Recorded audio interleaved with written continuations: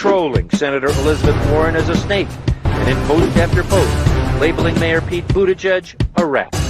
Two victims of this tell CNN they were so afraid of the online attacks they faced, they don't even want us to describe the circumstances for fear it would start up again. They both just questioned the politics of Bernie Sanders in a public setting, and their personal lives were exposed and attacked. Well, just what Nick said, I think that's right. I mean, there is no Democratic establishment anymore. There's not even a Democratic Party anymore. The Democratic Party is a meaningless notion. That the party, like the Republican Party, has been hollowed out and privatized to a large extent. There are Democratic elites, and so when we're talking about the Democratic establishment, we're really talking about a number of, a bunch of people that Nick also knows well, which really means Democratic donors. This is the most important election in the history of our country. This election is the most important in the modern history of this country. The election in 2020, without hyperbole, is going to be the most important election this country has undergone in over 100 years. Not a joke. This November's elections are more important than any I can remember in my lifetime, and that includes when I was on the ballot. There are just 8 days left in what is the most important election of our lifetime. Where did you guys come to a conclusion about why Clinton had such a hard time just owning that she did something wrong with the email server? You know, I know that Russia and other countries would love us to have a debate. This is exactly what they want. They want us to have a debate about the internal structure of Hillary's campaign, what's true, what's not true. And I'm just not going to play that. I'm sorry. Yes, we came, we saw, we died.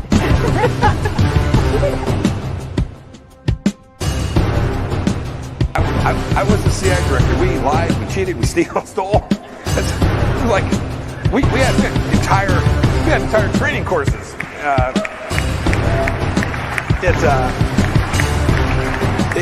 It reminds you of the glory of the American experiment. You know, people have said, if you look at, for example, the heat that ended up around the bend the knee, Colin Kaepernick. Mm-hmm. Many smart people have said it actually was not a thing. The Russian bots started taking out. Yes.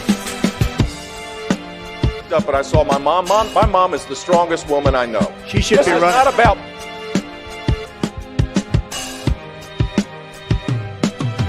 If you're like me, one of the millions suffering from pain caused by migraine, Nurtec ODT may help. It's the only medication that can treat a migraine when it strikes and prevent migraine attacks. Trump and the Republicans lose on Tuesday, and if they lose badly, it's not going to be because of the left, whatever that means. It's not because of the 50 Antifa black mask guys who roam around the United States breaking windows and committing mayhem, most of whom are probably paid police informers. Most of whom are probably paid police informers. Rudy Giuliani, there's only three things he mentioned in a sentence, a noun and a verb and 9/11. I mean... I'm going to try to get through this. Thank you for what you did 3 years ago today. And I went to Wall Street in December of 2007, before the big crash that we had, and I basically said, cut it out. And now I want to hand it over to the president of Ukraine, who has as much courage as he has determination. Ladies and gentlemen, President Putin. Look, if we finally beat Medicare. Thank you, President Biden. This version of Biden, intellectually, analytically, is the best Biden ever. He is sharp, intensely probing, and detail-oriented and focused. They're eating the dogs, the people that came in. They're eating the cats. They're eating the pets of the people that live there. And this is what's happening in our country. I can't do it. We'll do it live. Okay. We'll do it live. Fuck it. Do it live. I'll write it and we'll do it live. Thing sucks. In 5, 4, 3. Citizens of the internet, we return for another week of the Empire at work. Hope you're all doing well out there amidst the war that's going on. My sound probably terrible. Let me fix that. There's my microphone. So let's try that again. Citizens of the internet, welcome to another week of politics. Appreciate y'all being with me. It's been a rough week. Not really, but it's been a rough week for the Empire. Let's put it that way. And today's thumbnail was inspired by a little band you may or may not know called Bad Religion, and an album that they released in 2004 called The Empire Strikes First. So this was, of course, released right around the beginning of the Iraq War. And so a lot of the language and messaging in this record is very pertinent, very salient, very relevant in 2026 as we continue the war on terror, the albeit very successful war on terror.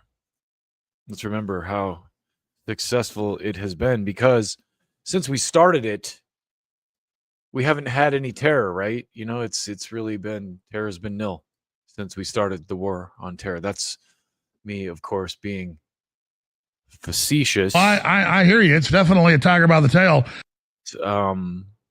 Let's keep going here. So the album, The Empire Strikes First, has a lot of bangers that are relevant today, including Los Angeles is Burning, which is a song about Los Angeles fires that occur cyclical, on a cyclical basis, and have for a very long time, and just took out a large portion of the city. Was it 2024, I believe? 2024 when that happened. Late 2024, early 2025. And there's also another song on here called Let Them Eat War, which features rapper Sage Francis rapping about blue collars being sent to war. And then, of course, there is the opening track, Sinister Roog, Coming Back for More, which is as relevant 22 years later in 2026 as it was back then. So just to show you the lyrics on this one, these are the lyrics to Sinister Roog by Bad Religion. And so if you've never heard this song, first of all, I'm not going to spend a ton of time in this, but if you've never heard this song, you should listen to it. It's a fucking great, the whole album is good, but this song specifically is one of Bad Religion's harder tracks. But the first verse goes, innocents burned alive on the stake, tortured and dumped in nameless graves, centuries waned, authority died, scattering seeds of ancient lies. Sinister Roog, coming back for more. Sinister Rouge. So verse 2 is where it starts to get really good. Child molesters and Jesuits holding secret conference underneath the pontiff's nose, and only God will ever know. So that line, child molesters and Jesuits holding secret conference, is especially potent today. But I love the way the third verse ends, because he says, give us this day our daily bread, your legacy we'll not forget. Lick the wounds, cleanse the land. The modern world rejects your hand. And that puts us where we are today. The modern world rejects your hand. As we discuss Bad Religion too. One of my favorite bands of all time, no doubt. Let's also remember that Brett Gurewitz is a Jew. That's right. Brett Gurewitz is Jewish. And I could spend all day talking about Bad Religion. I absolutely love this band. And Mr. Gurewitz has, of course, long been one of my heroes. Punk and hardcore music really emerged at the beginning of the Reagan years, when you think about it. Now, don't fight me on this. Obviously, punk rock predates the Reagan years, but the Reagan years is when it started to get really political. And I would think of the Ramones as more of like a punk, more of a punk rock band, less a hardcore band, and bands like the Sex Pistols and Black Flag kind of more hardcore punk, where the political aspect comes in. Ramones are like, I want to be sedated, and Sex Pistols are like anarchy in the fucking UK. So that's the difference to me anyway between punk rock, hard and hardcore. Hardcore punk and just good old fashioned fun punk rock. So feel free to correct me if you have a different definition there. I think a lot of this stuff is subjective anyway. But hardcore punk definitely had one theme during the early Reagan years, and that theme was fuck the government. And punk rock isn't stupid. Punk rock's not just like, fuck the government for the sake of fuck rebellion. Like, let's be rebellious. That's poser shit because we're rebels. Fuck the government because no one just hates the government for the sake of hating the government unless they're a poser. The government gives us good reason to hate it. Our hatred is justified. That's one of the reasons.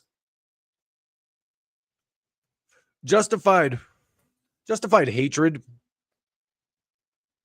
is one of the reasons that shows like Breaking Bad and Sopranos are so popular. Justified violence. Because with someone like Tony Soprano or, Walter White, there's a method to their madness. There's a reason that they have to do the things they do. Tony Soprano, for example, is a complicated character. He's not the greatest guy in the world, but also not the worst guy in the world. He has some sort of a moral framework he's working with, albeit a very shaky one. But the point is, no, you don't just hate the government because you have a good reason for that. And so lately on Twitter, and I refuse to call it X, maybe Twitter X, kind of like Mega Man, the game Mega Man, there's Mega Man and there's Mega Man X. You have like Twitter and Twitter X. Maybe that's a classic gaming Easter egg for all you gamers out there. I'm not a gamer, but so lately on Twitter X, there is this trend of people who will tag the DHS or tag the FBI or, some form of government agency when you say something critical of the government.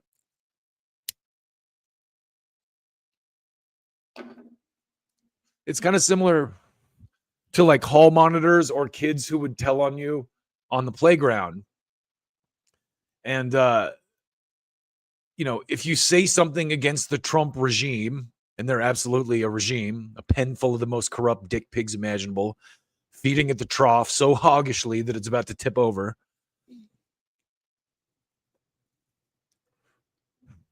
But I digress. During the process of negotiating with Iran, the USA corruptly and piggishly murdered their negotiators twice. And after the first time, you're done. If you're, for someone like me, like you murder the negotiators and that's it. The negotiations are over. But Iran is classy enough to negotiate twice. And, of course, fool me once, spy on. You can't be fooled again. You know the cliche. So imagine you're negotiating with someone and they kill your negotiator. And you're like, oh, fuck, that was pretty fucking terrible of you to do that. But you know what? I'm going to go back. I'm going to come back and negotiate with you one more time.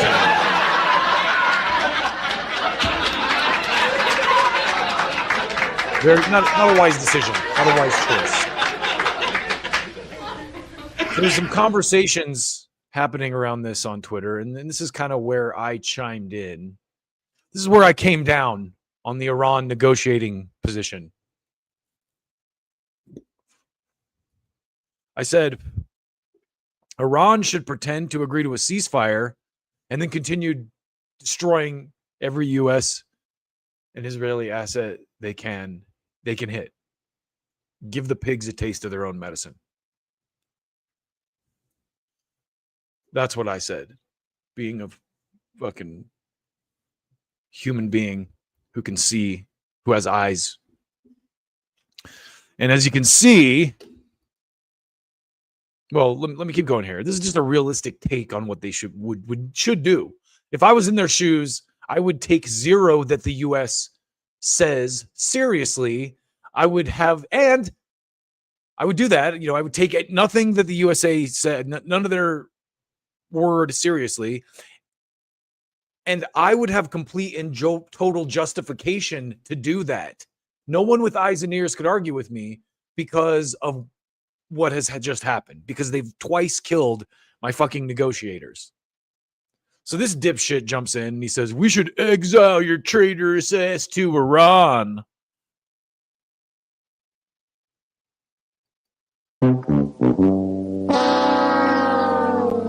And, as if that would be a punishment, first of all. But second of all, as if dissent shouldn't be the default position of every fucking American right now, regardless of who the president is, whether it's a Democrat or it's a Trump or the Republicans, whatever. This country was founded on dissent. And this guy's an absolute pussy. And I realize I'm probably getting mad at a Trump regime AI bot at this point. I mean, this guy's probably not even a real person, but roll with me here. So I keep going. I figure, you know what? Let's double down. So I say, you going to tell on me? Tag the DHS and tattletale me like the little pussy blank you are? And he says, where are you at? Now, first of all, I assume this guy's one of those modern bootlicking pussies. But he responds with where you at, as if he can't just look at my profile and see my location, or, if he's working with the government, doesn't have my IP address or whatever, a way to track me. But then this interaction really got me thinking about something. And it kind of like, I started to seethe a little bit. I started to get kind of angry at not only just this guy, but just kind of like what this guy represents. And here's why. Fuck the government. Because they're loyal to Israel, not the USA.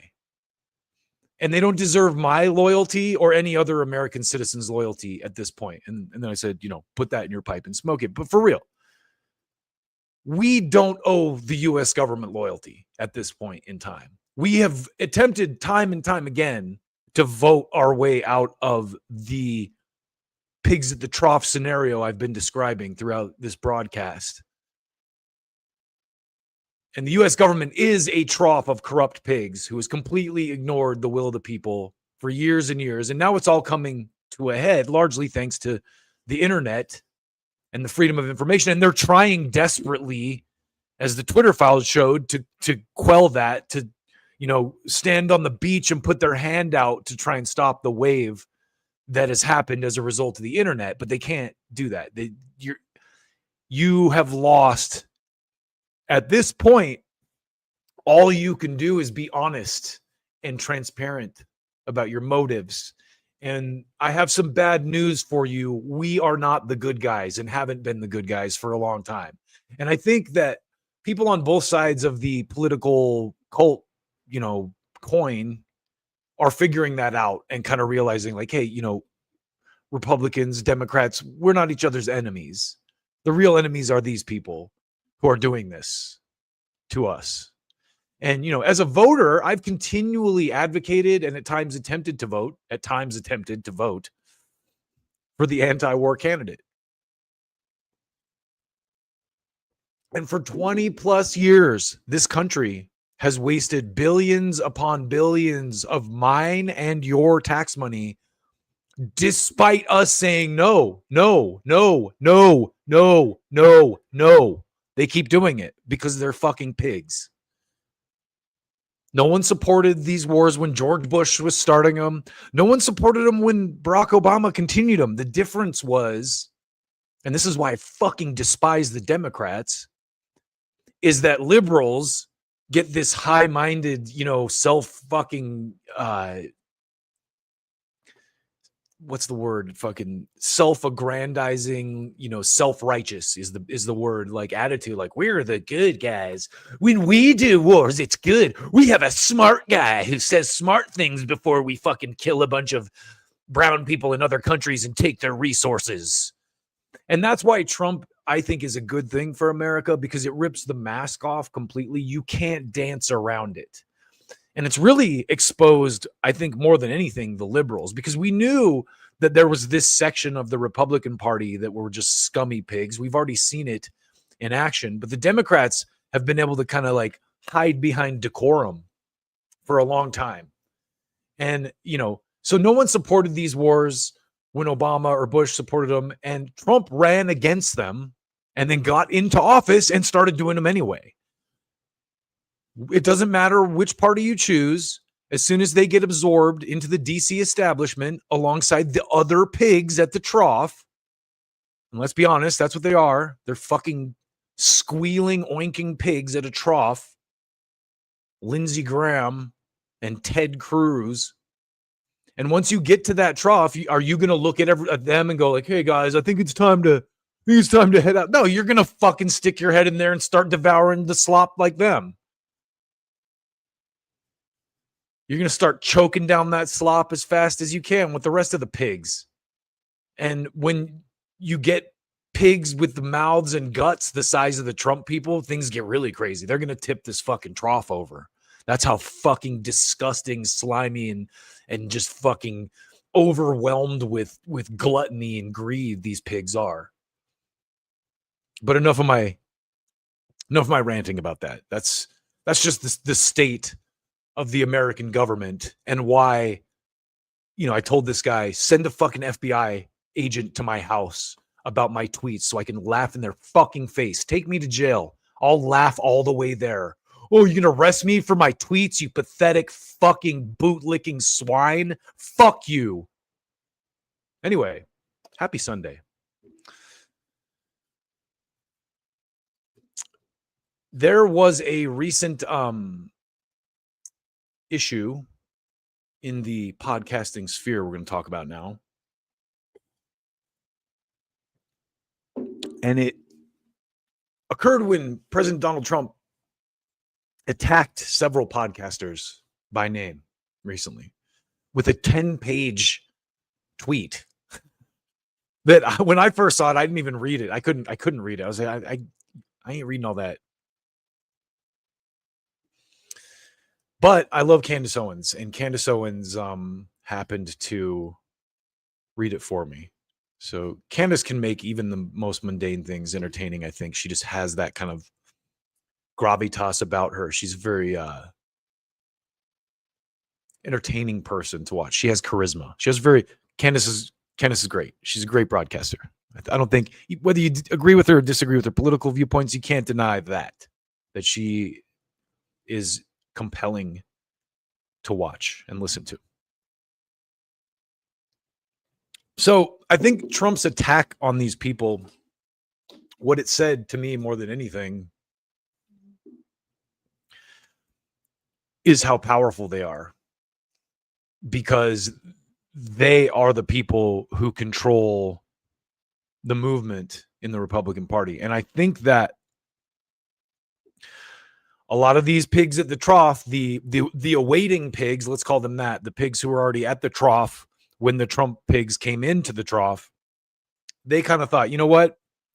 Here's how we keep the status quo going, even though these, and let's just back up just a little bit here and remember why the Trump team was elected. Because they weren't elected because of racism. They weren't elected because of sexism or any of the dumb PR marketing nonsense, fucking DEI bullshit that the Democrats shovel at people because they're unwilling to self-examine and self-reflect.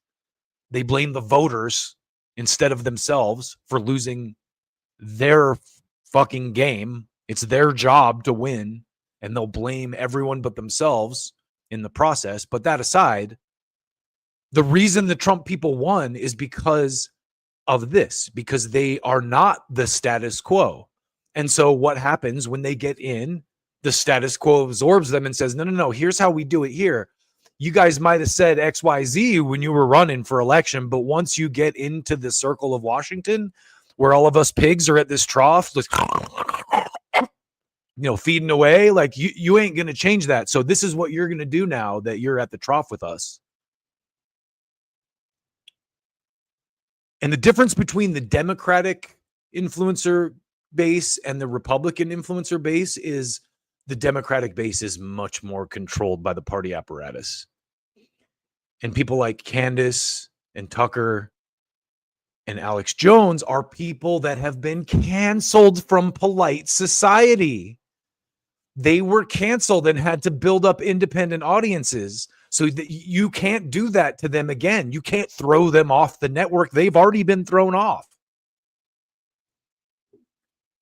So they're immensely powerful. And the reason that they're powerful, and this is so key, and we're going to go deeper into this, is because of their authenticity. Whether they're right or wrong, it's clear that they believe what they're saying, and they're not being paid to sculpt their language or sculpt their political viewpoints to a certain lobby that is, and it's very obvious when people start doing that.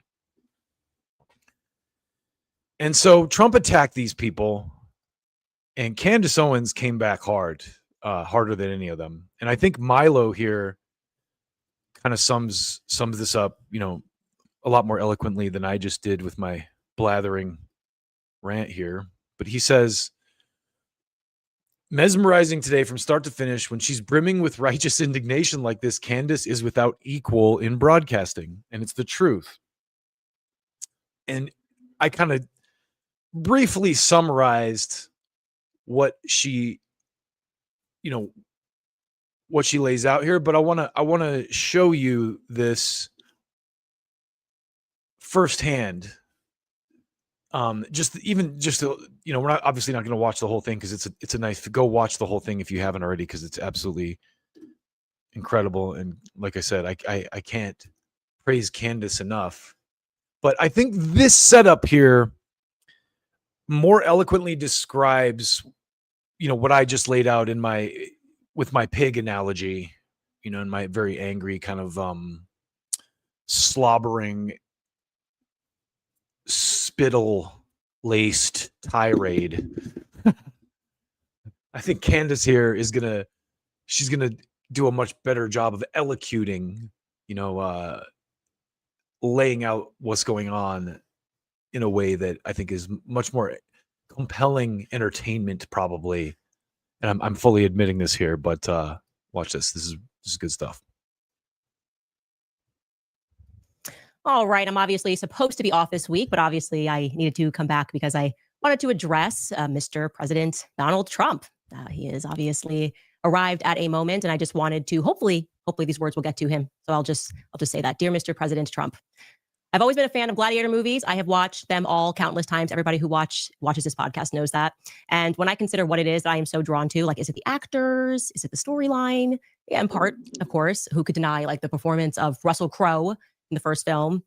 But above all of that, the characters, the script, there sits this sort of incontrovertible truth that I am absolutely fascinated by, which is the fragility of empires, right? What is it ultimately that collapses an empire? What makes an emperor weak or an emperor strong? I think more to the heart of the matter, the question is, what is it that makes a king or an emperor feel threatened initially, right? The setup of every movie is always the same. You have the wealthy elites, the politicians perched above a coliseum, slaves fighting to their deaths beneath, all for their distinct entertainment, obviously.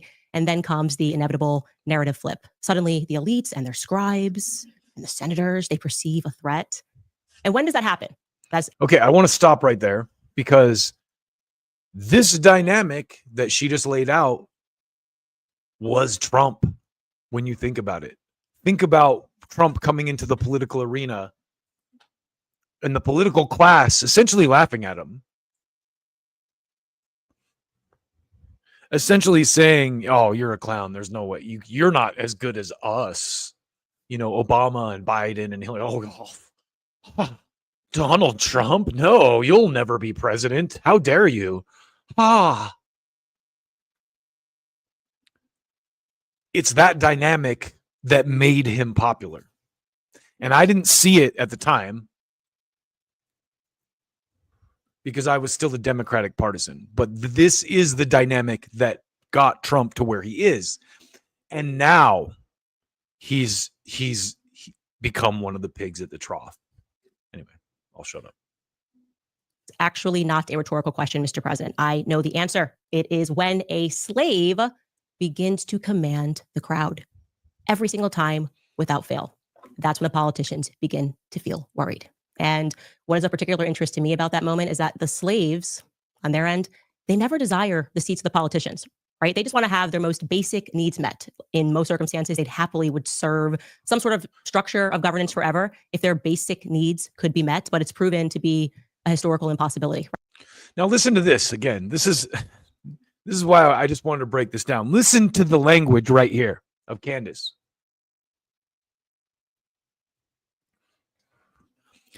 She sounds like a socialist, doesn't she?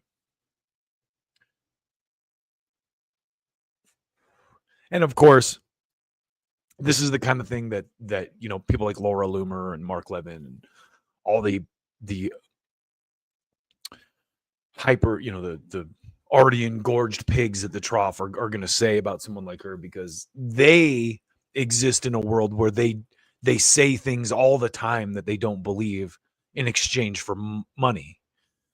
So they can't understand what it's like to be a Tucker Carlson or a Candace Owens or someone who has actually rose, you know, to the level of status that they've achieved by being honest, by being authentic, because that's why they accuse everyone of being on Qatar's payroll, right? Because they're on a payroll, which we're going to get into the receipts behind in a minute. But I think this is definitely relevant to kind of drill into a little bit. Right. Inevitably, we arrive at the moment of political extravagance, the fabled let them eat cake moment. They just can't stop, right?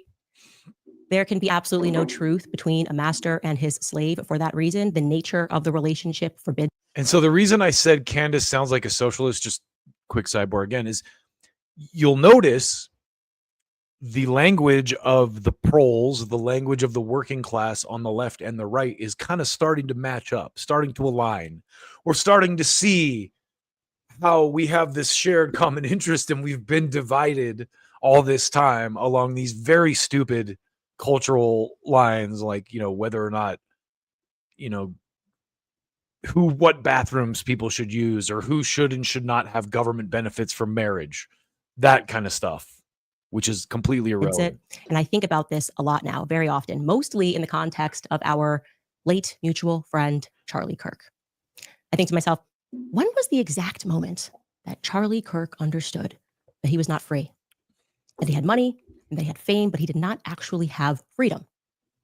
You know, between you and I, whoever it was that made the decision to kill him was correct in their assessment that he was indeed a threat, because Charlie Kirk could command a crowd.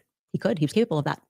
So much so that he actually, if you think about it, he's been dead for 7 months and the crowd still moves on his behalf. That's incredible. That is real power, Mr. Trump. You should ask yourself, how did he achieve it? Yeah, and he achieved it by being authentic. But let's jump up a little bit here, because Candace kind of gets into something else here, which I want to talk about. And that is Trump being a slave.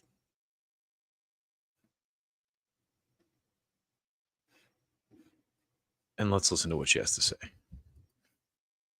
Clear when I say this, Charlie Kirk, he died free.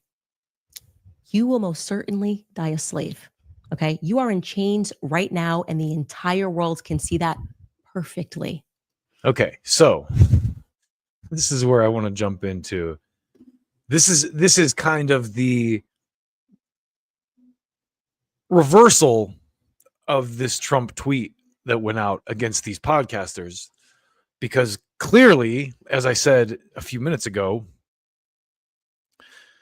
Tucker Carlson and Candace Owens and Alex Jones and arguably Megyn Kelly as well have all built their own independent audiences by being authentic. They are not controlled by the same reins that the mainstream broadcast media and the quote unquote MAGA movement is. And that's the whole point of the MAGA movement, is that it's not part of that control apparatus, that it's not the status quo. And so it's clear, a person, and most politicians have been able to win an election. Look at, like, Obama's a great example of this, by saying a bunch of shit, getting into office, and then completely subverting their entire voter base, and in fact making those people feel guilty for wanting them to follow through on their promises. Trump's not going to be able to pull that off. The entire reason he is in the White House is because of people like Joe Rogan and Tucker Carlson and Candace Owens, who were giant middle fingers to the status quo. COVID was a very big line in the sand for that. And it's one of the reasons I don't listen to any of those people anymore. Any of the people who lied to me about the vaccine and the jab or the pandemic, any of those people are complete. I view them with extreme disregard at this point. I don't even want to say skepticism. I just completely disregard their opinions as invaluable because they're known liars. And the same with the neocons, which somehow the neocons still ended up. But the point being here is Candace and Tucker are correct. Trump is a slave, and he thought he was going to be able to pull an Obama or a Biden and run on one thing and get into office and then just pretend like he's been the status quo all along. But it's not going to work this time. The internet is Pandora's box. The internet is the wave. You can, I don't care if the entire government stands on the shore with their hands up trying to block the wave, you ain't going to do it. It's over. The only thing you can do now is be honest and transparent, because nothing is a secret anymore. Nothing can be hidden. And I think what's interesting about this is that Israel and these kind of, intelligence operations, which is fucking laughable, the most ironic term ever, intelligence. These are the dumbest, most vindictive swine on the planet, calling themselves intelligence. But that whole scam kind of like ruined itself because what was so valuable about having intelligence on someone in the past was that you could use it to bribe them or blackmail them. But now no one has any privacy thanks to these pigs. So they're at risk too. By the same, they're going to fall on the sword that they sharpened, the technological sword that they sharpened in the intelligence world. Anyway, I'm getting a little sidetracked here, but the point is, Trump is a slave. People like Candace and Tucker are not. Now, if I know anything to be true, it's that the Democrats would be doing the same thing if they were president. And you may disagree with me, but I'm glad Trump won. And the reason is because Trump's people, the Candaces, the Tuckers, the Alex Jones, they're not going to go along with this like the Democrats would. And if the fucking Democrats had won, the liberals would all be cheering this. You could tell by their total lack of opposition to it. Their lack of any real opposition. They might say some shit, but they have legislative power, and there are enough Republicans that would caucus with them to use the legislative branch to rein this in, and they're not doing it. Why is that? Well, we know why. But if Kamala was president right now, You'd have Crystal Ball in a full cheerleader outfit, kicking her legs up, going on breaking points, going, girl boss regime change. Yay, we did it, guys. Hey. And her son Kyle would be right next to her doing it too. Since Trump won, they get to pretend like they're opposed to this. And, that's why I'm glad Trump won. I think the Tucker Carlson types have much more integrity. Crystal Ball and Kyle Kalinske and Stan Cedar and, Mehdi Hassan and all those, windmill fucking liberals who go whatever way the wind blows. They all take money from the DNC party apparatus. They're all all these dumb fuck influencers. And sure, it's probably funneled through some kind of I've gone through this on previous podcasts with, remember Harry Sisson and the whole TikTok influencer class on the Democrat side. It's all fucking paid for too. The DNC funnels money through it's call it American Hasbro if you want, but that's what it is. And the GOP is doing it too, which I got some receipts for you here in just a minute. But I wanted to show you this. Alex Jones, this is how real it got. Alex Jones had this to say recently in regards to Candace Owens. He says, Candace Owens was ahead of the curve, and I officially apologized to her. Candace Owens plays a compilation of former Trump allies disavowing and criticizing him as the tarnishing legacy of his legacy continues. He's even getting slammed on Truth Social on his own platform. Alex Jones, I'm really glad he's differentiating and saying you're not with me because I'm not with you. I don't want to be at your cool, corrupt kid, Howard Lutnick, Jeffrey Epstein class table. Thank you so much for delineating that I'm not with you. A sinking, burning ship. Anon posting, how can you call them losers when you lose to Bibi Netanyahu in Israel every single day? So again, this is why I'm glad that Trump won. This is why, because you would not have anywhere near the level of effectual protest against a liberal president doing the same thing. And Candace was right about the Charlie Kirk thing, as we're finding out. As much hate as she got, she was right to be skeptical. All she was doing, she's asking questions. And Alex is also the king of conspiracy theories. So, there's no way. I think as you saw him kind of starting to drift into this like Trump regime neo-bot parrot account type thing, where he's trying to like diss Candace and say he trusts the FBI. You saw how quick his following was like, no, because they're also red and black pilled.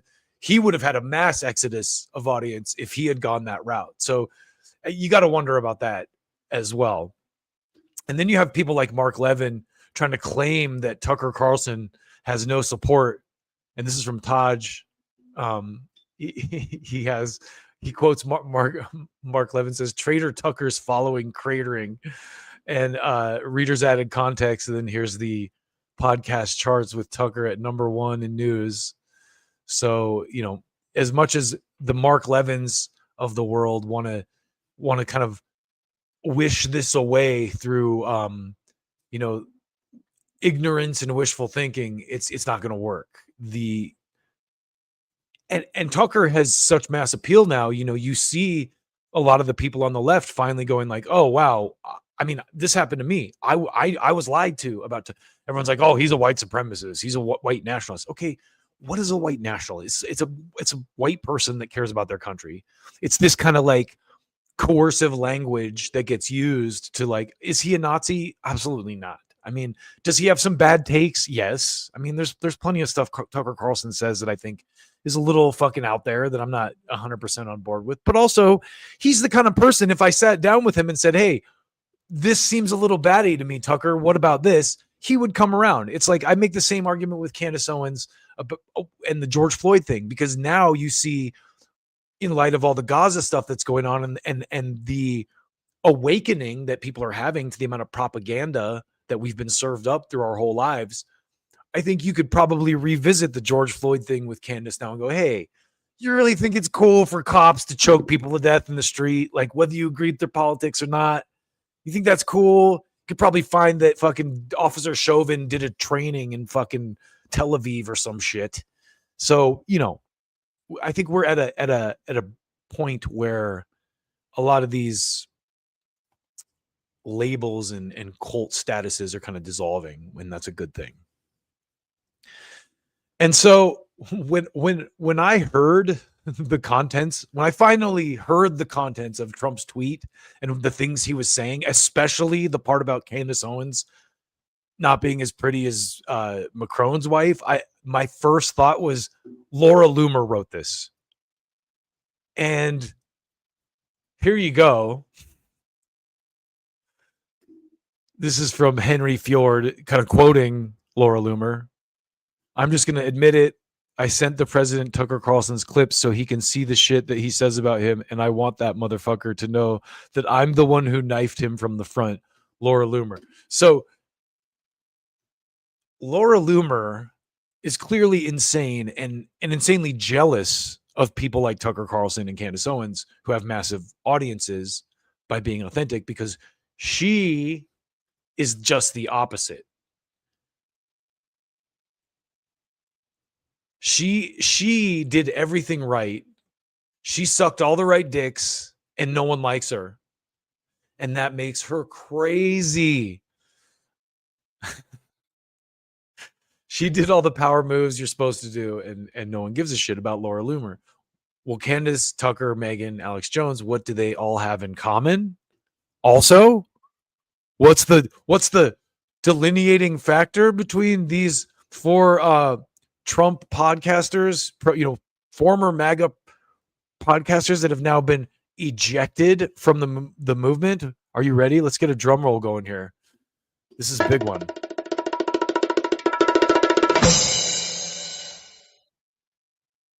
Coincidence. Newly ousted MAGA members just so happened to criticize the government of our good friends in the Middle East over the past couple months. Hilarious. Babylon BB here has kind of taken over as the core satire page on the internet now that the Babylon Bee has been exposed as a Zionist enterprise that exists to push an agenda. And when you exist to do that, you can't really be funny. Sucking dick to power isn't funny. And it's why no matter how they tried back in the day, Fox News couldn't create, the Colbert Report or the Daily Show. Back in the day when you had these shows, Fox, the Jon Stewart, you love him or hate him now, which, there's a lot to be disliked now. And there probably was back then that I didn't see as much as clearly because I was, not as educated as I am. And most people weren't. But point being is, the conservatives could never do a Daily Show or a Colbert Report in favor of the Iraq War because it just wouldn't, licking boots is not funny, and you can't make it funny. You have to have some kind of speaking truth. You have to be speaking truth to power, or punching above your weight. If you're like, hey, I licked George Bush's asshole, and if you're a draft dodger, you're a pussy. That's just not funny. If you won't go fight oil barons' wars and send your kids out to die for oil companies like Chevron, you're a pussy.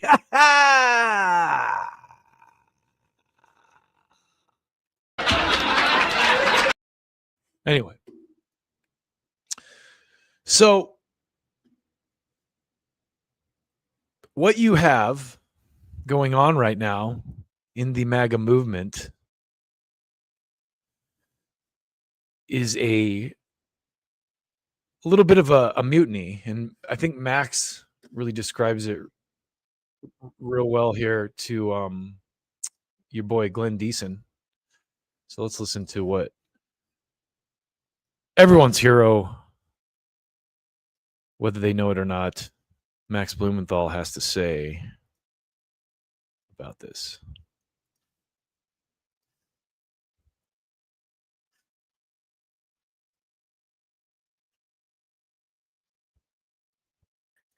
Donald Trump has now taken the, I would say, unprecedented step of personally attacking three or four of the key influencers who were some of his most loyal supporters: Tucker Carlson, Candace Owens, Alex Jones. There may be one other. I mean, Alex Jones took a lot of hits for January 6th while Donald Trump kind of like walked away. Candace Owens was very influential in creating TPUSA and also, being the face of, Black Republicans turning away from the Democratic Party. Tucker Carlson was one of the most loyal figures and the most popular American broadcaster. His show on Fox was one of the only cable news shows anyone watched, and he was constantly defending Trump and shaping the America First agenda. And he's attacked them all to the point where he has said that Brigitte Macron, the former high school teacher of Emmanuel Macron, is more attractive than Candace Owens. I mean, he went that low. This statement was a product of pressure from Laura Loomer, the fanatical anti-Muslim Israel First influencer who has really very little popularity herself, but has managed to get more private time with Donald Trump than Trump's own wife, Melania Trump. And she basically took credit for this, saying she played a series of clips of Tucker Carlson, Candace Owens, and Alex Jones denouncing Trump to get this statement.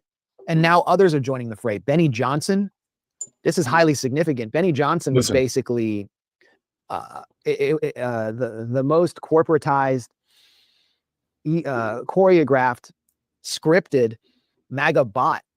And he is, if Benny Johnson did anything, it was always to, follow instructions from the top to support Donald Trump through some talking points that were handed to him. And he was also very close to TPUSA. He is now denouncing Netanyahu, stating that Netanyahu should not be allowed in the White House. This is hugely significant. It suggests there's going to be an even greater mutiny. Donald Trump's approval rating is in the toilet for president at this point in his second term. Israel's approval rating among Democrats is 20%. Okay, 80% of Democrats see Israel in a negative light. The number is obviously much lower for Republicans. You have that class of Fox News baby boomers who, are racist towards Muslims.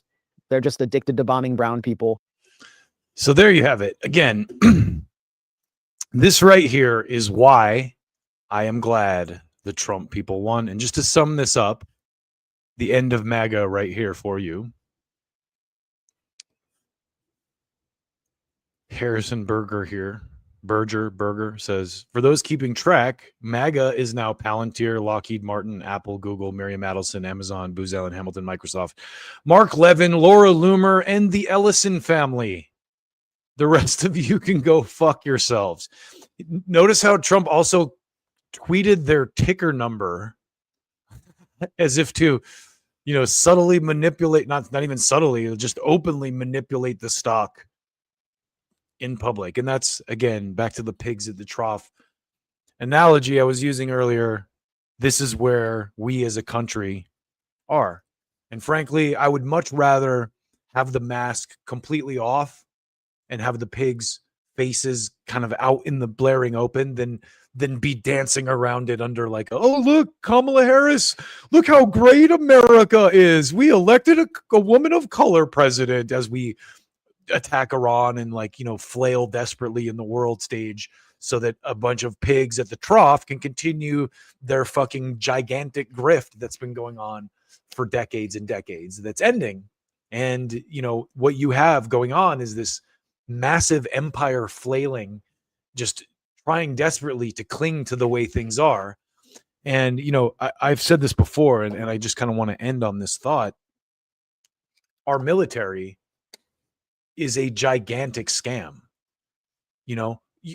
How many we spend, what is it, like 10 times the next country or 100 times or something on military? So just zillions and zillions of dollars go into military shit every year, and we're getting our asses kicked by a country that's been under sanction for 50 years. And so, I mean, let's be honest, they're getting weapons from China and Russia, who, if the type of corruption that happens here in the United States occurs in China, they hang the CEOs of corporations. And that right there is why communism is so scary.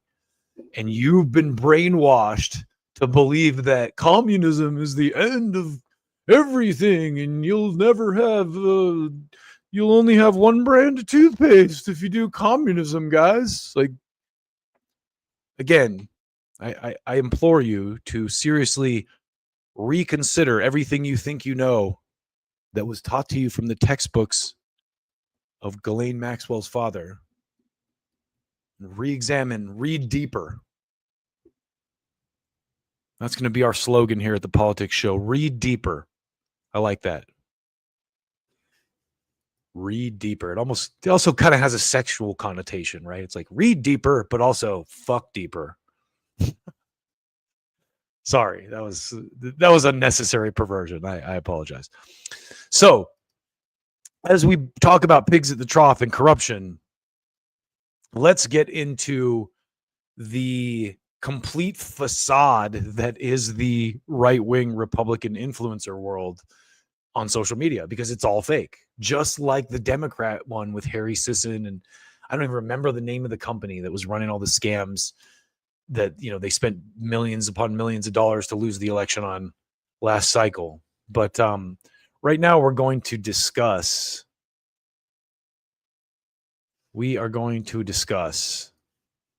dun dun dun dun dun dun dun dun dun dun dun dun Salem media. The Salem witch trials are upon us.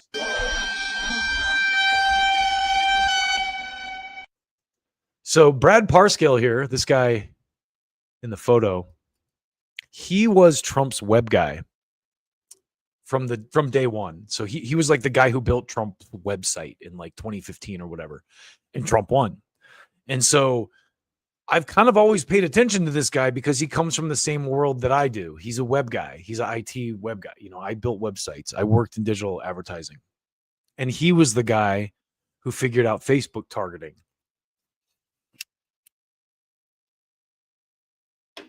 So, of course, you know, he works with Russia.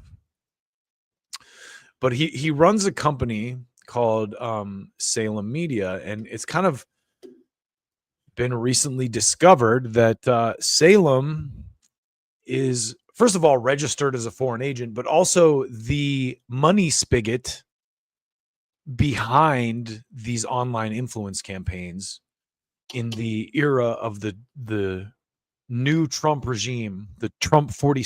Maybe we should just call it the Trump 47 regime, because it is a regime. Bunch of terrorists at work here. But let's get into it, because we're going to go back to the expert here, Max Blumenthal, and he's going to give us a nice little breakdown of the Brad Parscale scam, and we'll discuss as we go here, because no one does it better than Max. So.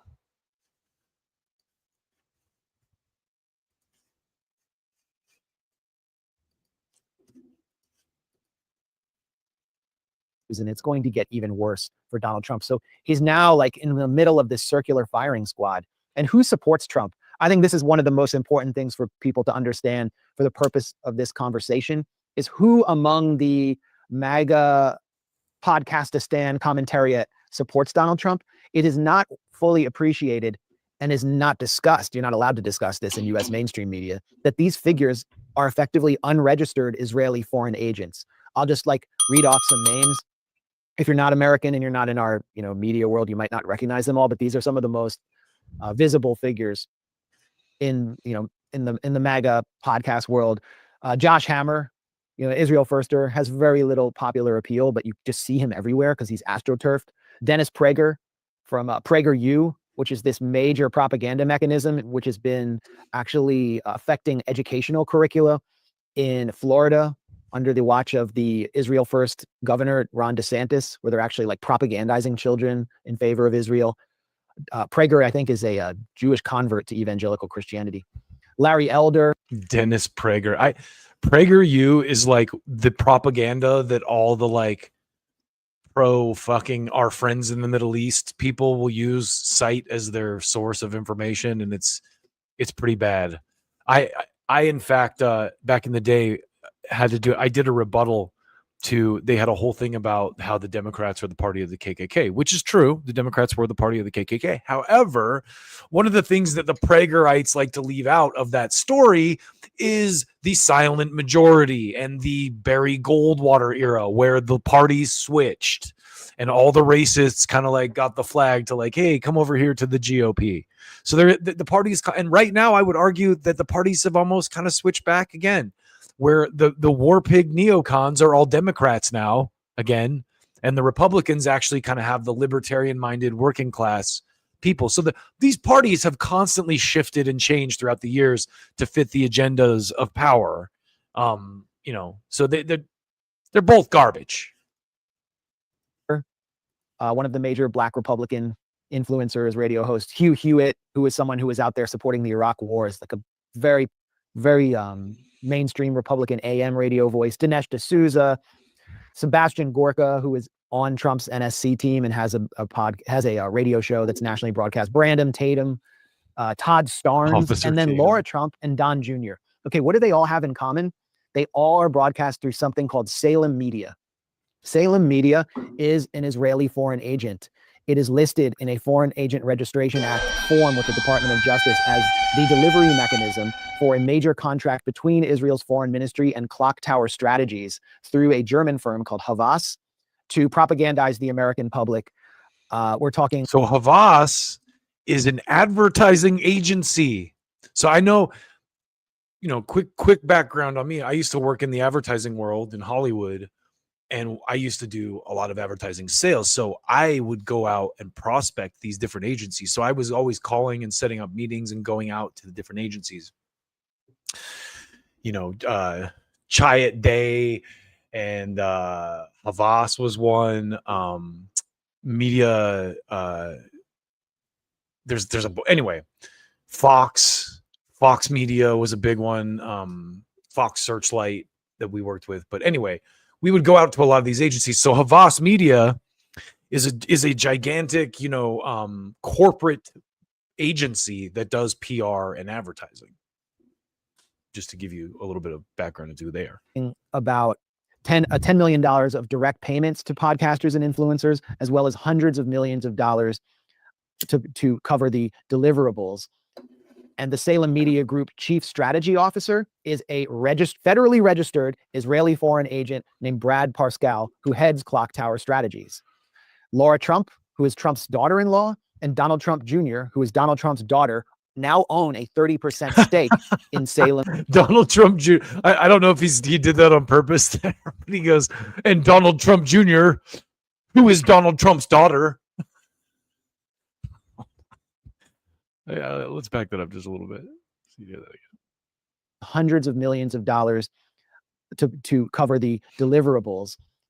And the Salem Media Group chief strategy officer is a federally registered Israeli foreign agent named Brad Parscale, who heads Clock Tower Strategies. Laura Trump, who is Trump's daughter-in-law, and Donald Trump Jr., who is Donald Trump's daughter, now own a 30%. Now own a 40% stake. Donald Trump Jr., who is Donald Trump's daughter. So, Gen X girl, yours and my favorite Twitter account, did a pretty good breakdown of this. This is Max talking about this, but let me show you this real quick. So this is Gen X girl. Hold on, I gotta get this on the stage for you. These FARA registered Israel agents are all affiliated with Salem Media Group, self-described as the largest conservative media network. Brad Parscale, Chief Strategy Officer, former Trump manager, owner of Clock Tower Strategies. FARA shows Clock Tower will subcontract to Salem Media Group. Yuri Steinberg, owner of Bridges Partners, worked with Salem Media for 20 years. Yair Levy, owner of Bridges Partners. Chad Schnitzer, director show Faith by Work. Okay. Executive Faith and Freedom Coalition of California, led by Ralph Reed. Faith and Freedom Coalition locked their website where you need a password to access it with Chad Schnitzer. Set his LinkedIn to private. I think these guys are feeling pressure. So Israel spent $56 million out of $190 million budget. These are the FARA registered companies, plus Google, who apparently So you get the idea here. There is quite a network that's been built out, and your boy Parscale here is registered as a foreign agent. So this is just a post from the Tennessee Holler. Ex-Trump campaign manager Brad Parscale registers as a foreign agent for Israel to make content targeting Gen Z on TikTok, etc. He withdrew from the 2020 campaign team after domestic violence accusations from his wife. So this is from last year. This is from September of 2025. And then, of course, we got, Gen X girls breakdown here of how the money flows from, this foreign lobby through this company to these quote unquote influencers. So, this is no different than how the Democrats were doing it with the Harry Sisson types and what's that guy, Brian Tyler Cohen. They all take DNC money. The difference here is this is a foreign lobby. Now, again, we all know the Democrats are far from innocent when it comes to the same practice. This is just one egregious, very, very egregious example of how it works. And just to kind of close this out for you, this is your boy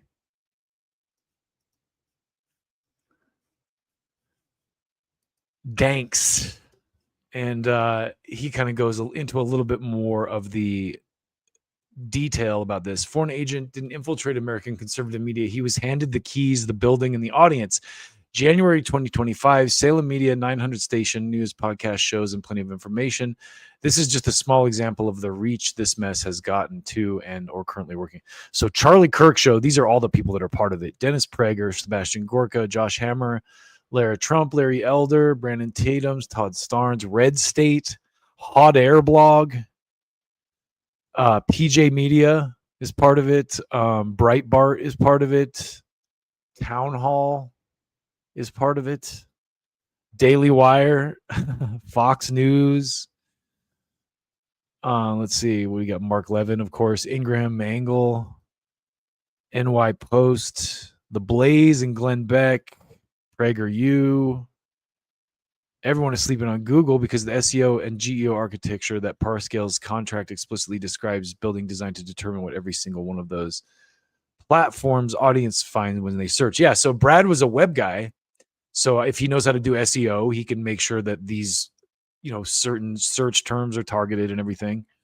Add this on top of AI training, rewritten the source level to shape what your search results tell you. The content farms feed the algorithm. So there's a whole breakdown. This guy did actually Sean Hannity, Patrick Bet David, all these people are in on, getting money through this organization that is a registered foreign agent. So there you have it. The Salem witch trials have produced some actual witches in this case. And you got to love it. You got to love the internet for this. The internet is once again undefeated.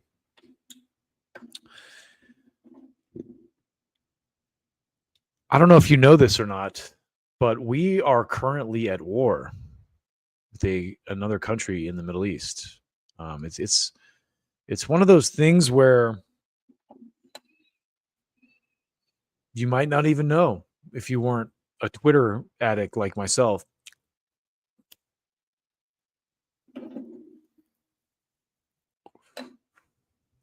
I feel like the U.S. media in the era of the second Trump administration is very closed ecosystem. They've done their best to, Trump is one of those people who's always chided the fake news. And the best part of the whole podcaster letter that he just wrote was how he kind of makes fun of none of them for not being able to, get on CNN and stuff like that. And then at the same time, he still calls CNN the fake news media. So Trump's got this whole weird dynamic now where because he's in control and his administration can pull the levers of regime media when it comes to CNN and Fox and all that stuff, he still like I said earlier, he got to his position of power by being the antithesis to that. So it's this kind of really tough tightrope for him to walk now, where, I mean, if he was just honest and authentic, he would have no problem, but he's not. He's trying. And again,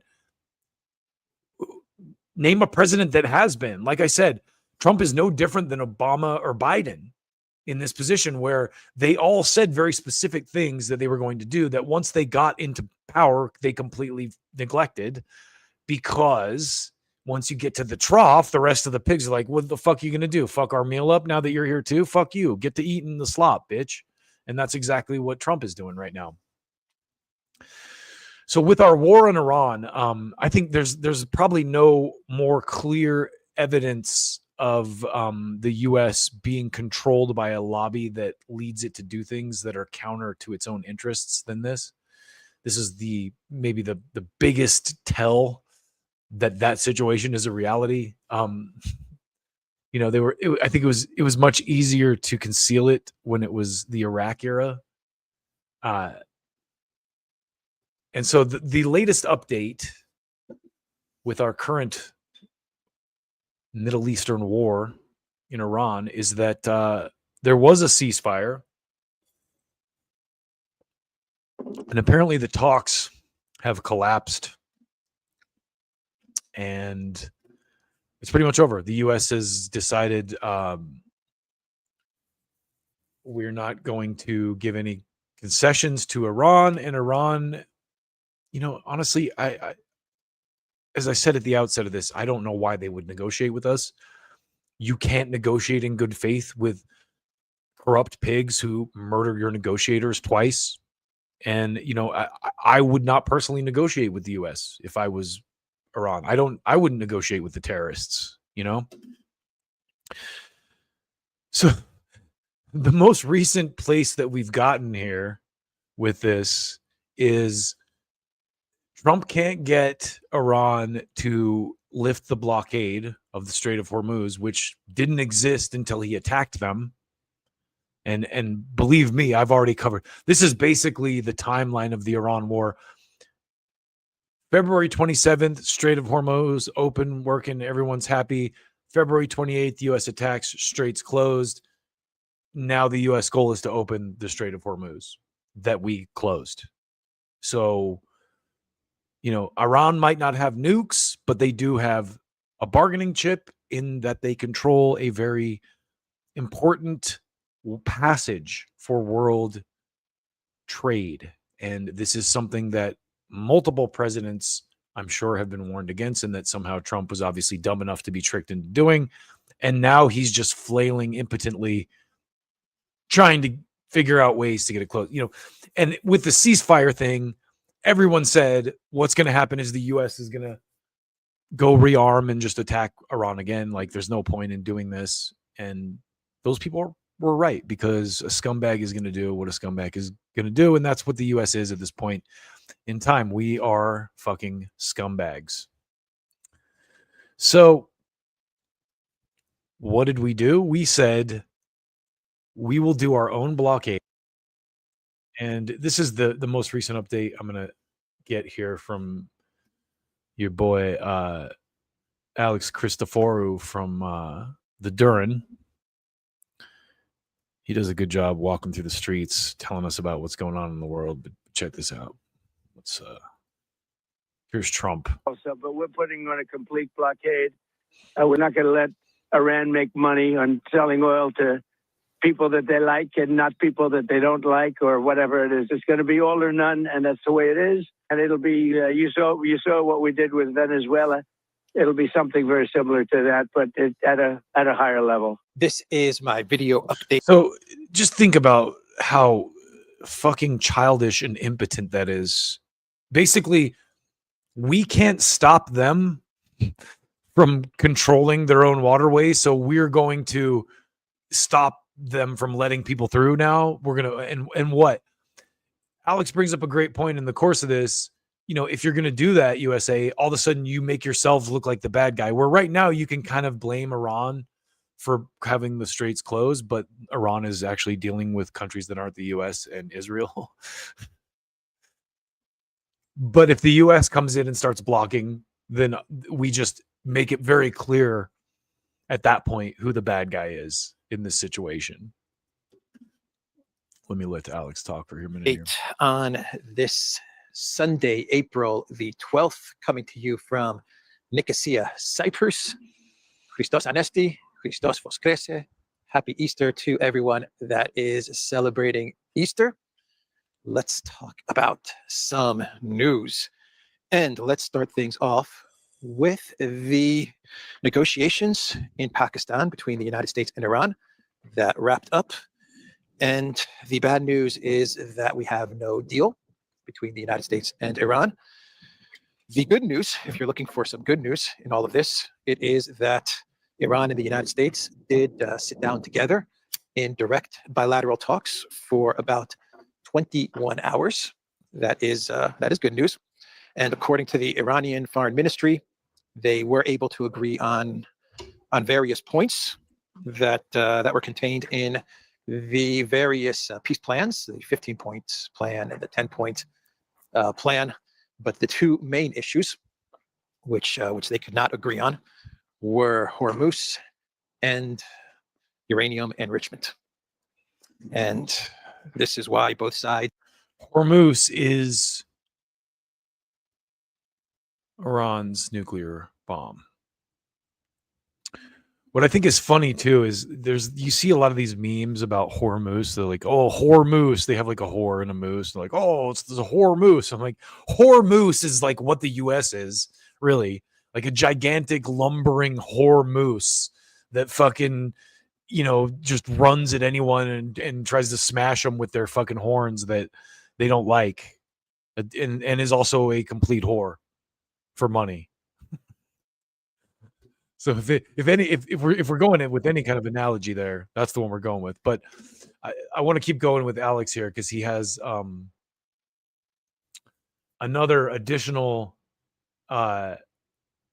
take here that I think is, or at least a piece of news that I think we should discuss here, and it has to do with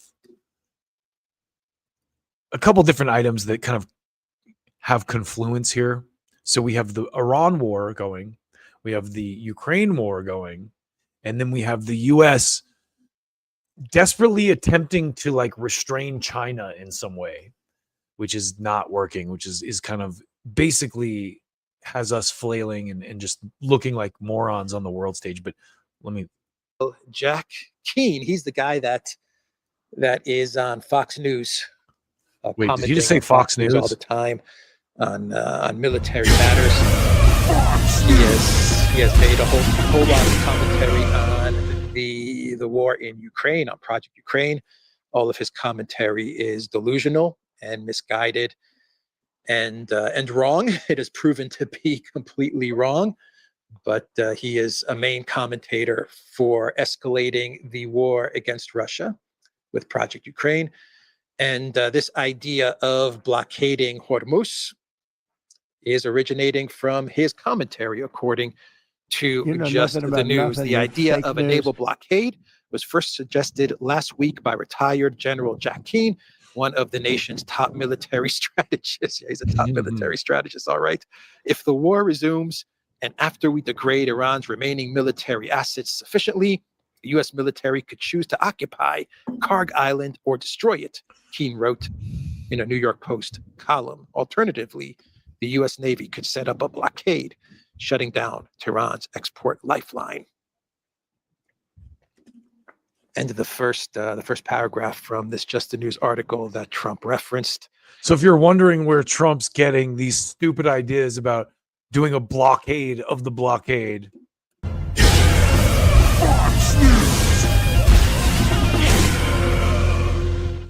says that's before where he's getting them. He launched a daring military capture of the dictator Nicolas Maduro. President Donald J. Trump brought Venezuelan economy to its knees with a naval blockade that strangled the nation's oil revenues. The capture of Maduro, not the kidnapping. It was a capture. And it was the blockade on Venezuela that brought it to its knees.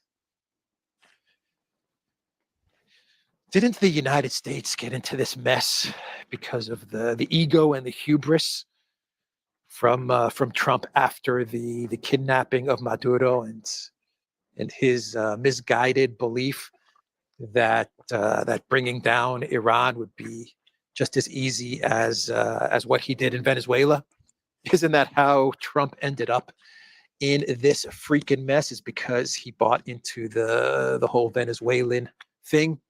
Yes. And also, I don't know how true this is, but I have read that apparently they bought out or they bribed some of Maduro's inner circle in order to like sell him out, like, and they never paid out on the bribes. They never paid the people that they, bribed to sell Maduro out, apparently. So when word gets out of that, it's kind of tough to do it again. And the difference here too is that a naval blockade of the Strait of Hormuz requires our Navy getting close enough to blockade. And Iran has shown that they have missiles that will hit our ships if they get that close.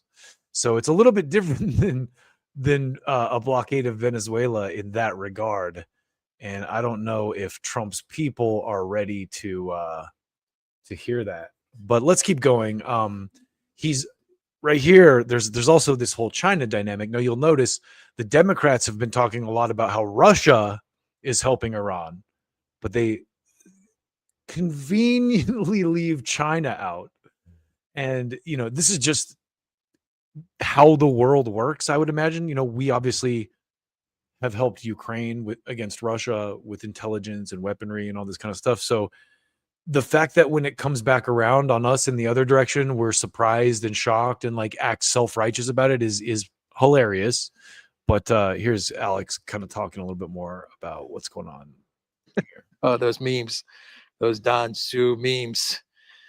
Trump is angry with China, by the way, because of the CNN story, which claims that China is sending weapons to Iran, air defense weapons, manpads, and Trump was speaking to reporters, and he said that China is going to face big problems if it sends weapons to Iran. Big problems. Like what? Like you're going to cut off Iran? You're going to cut off China's access to rare earths? Oh no, wait. China has the rare earths that it can cut off from the United States. My bad. My bad. I'm thinking that the big problems that China could face is that the United States is going to cut off their access to rare earths. But no, that's China's leverage over the United States. Remember the meeting in South Korea that Trump had with Xi Jinping? And it was a quick meeting, a quick, decisive meeting and victory for China because China just played the rare earth card. So if anyone on the world stage really has the ability to snip the nuts of the US, it's China. If anyone, like China has strategic leverage over the United States in a way that no other country does because of our own greed. Because our own capitalist class has completely outsourced our entire manufacturing capability to China for cheap labor. And so as a result of that, we are completely dependent on China for a lot of things, including certain minerals that are required to make different types of drones and so on. So one of the interesting things about all of this, and maybe I'm just an ignorant civilian who doesn't see the bigger picture, there may be, maybe I'm writing the US off a little too much. Maybe there is some kind of master plan where they do have some kind of alternative path towards these rare earths or ways to manufacture these products without the rare earths or what have you. But I would say that's pretty unlikely. And the reason I would say that is because historically money talks and everything else walks. I don't even want to say bullshit, because even the best stuff walks when money talks. You know, obviously, like, even loyalty to your country walks when money talks. Is that bullshit? Loyalty to your family, loyalty to some kind of clear ethics and principles, that walks when money talks for a lot of people. Anyway, enough of my moral pontificating here. One of the more interesting kind of things going on right now is the dynamic between the Iran war and the Ukraine war, because liberals have convinced themselves that the Ukraine war is cool and good because Putin's bad, but the Iran war, that's bad because Trump's doing it somehow. Nowhere is this more of a visible thing than with Spain, who I love, don't get me wrong, but he kind of Alex here touches on how Spain has an interesting kind of political position right now. And first of all, their PM, you know, obviously opposed Trump on the Iran war, and Trump's like, "Oh, we're not going to trade with you anymore. I'm taking my ball and going home." And so he said, "Okay, well, I'm taking my ball and going to China." And good on him for doing that. Seriously, you know, I love my country. I love my fellow countrymen, but fuck the US. For real. Fuck the people who run this government. The people who we continually tell, no, don't do this, and then they do it. Fuck those people.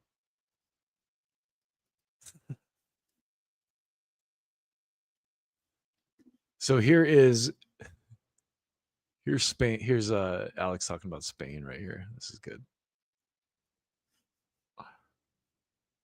Spain is not relying on the hope strategy. No, they are not.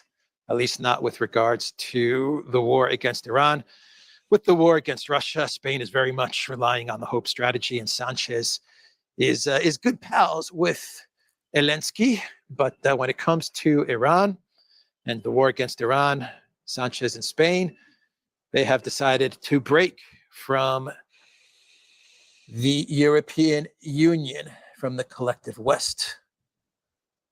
Wall painting fragment, head of Virgin Mary Church, 13th century AD. So where's the fragment? I don't see it. Am I missing something?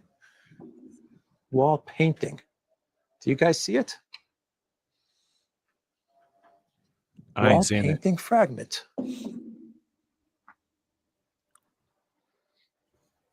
Of the Virgin Mary. I don't see it. Let me know if you guys see it in the video. Comments. I don't see any wall paintings. It's too bad. Looks like they're doing a little remodeling. Painting fragment.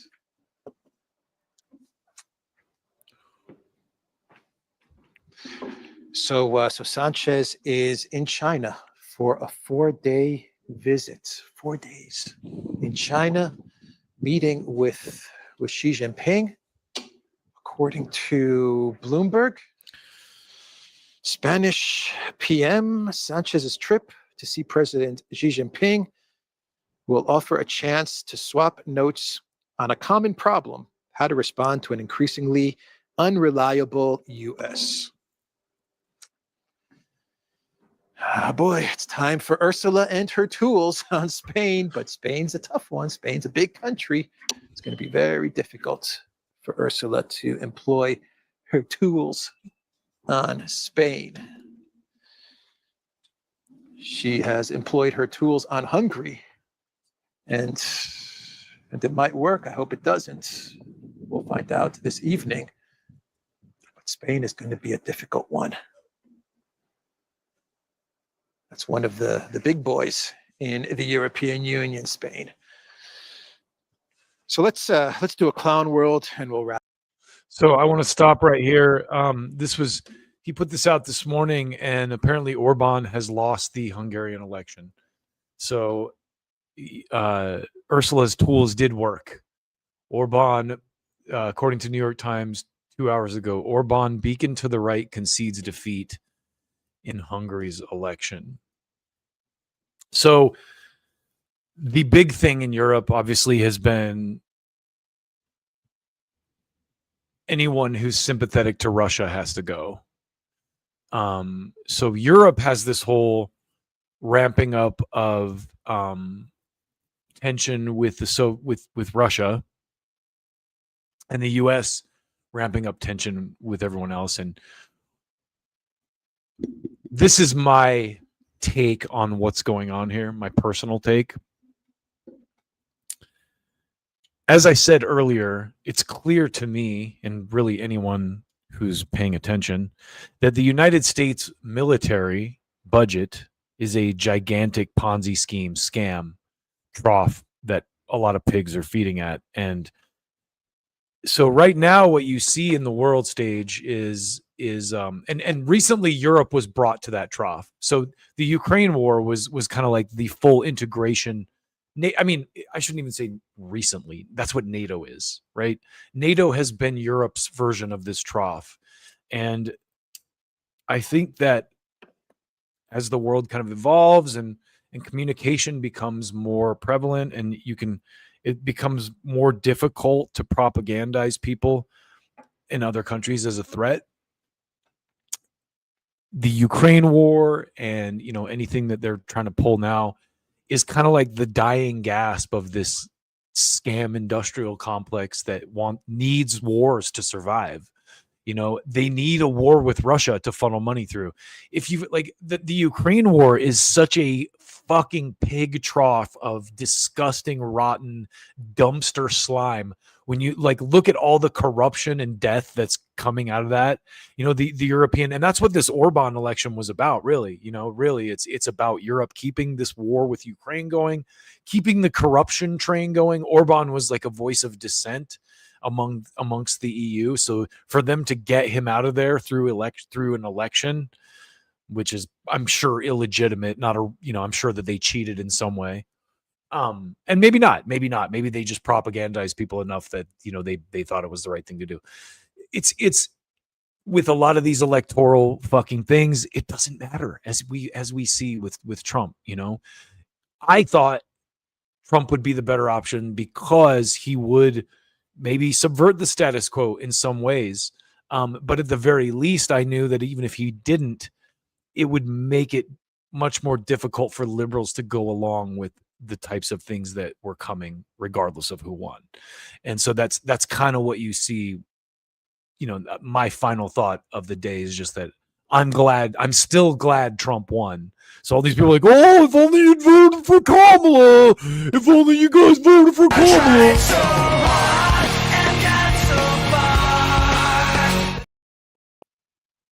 Yeah, it would have been worse. I still believe that. Oh, joy of joys. Oh, joy. That was their campaign ad. So like that would have been applied to the Iran war, at least with Trump at the helm. With nothing about nothing, you fake news. You have some degree of opposition from the Democrats who would totally be going along with it if it weren't by these.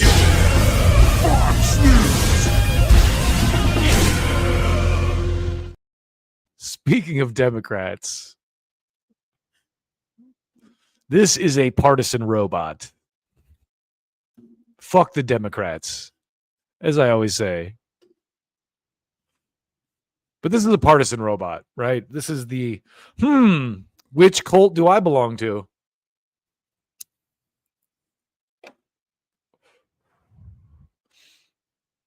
As Bill Hicks would say, well, I think the puppet on the left is more to my liking. I like the puppet on the right. Hey, there's one guy holding up both puppets. Go back to bed, America. Turn on American Gladiators. Remember American Gladiators? Watch this and get fat and stupid. And yeah, can you argue with Bill Hicks? I bring this up because I had a recent a Twitter X thing.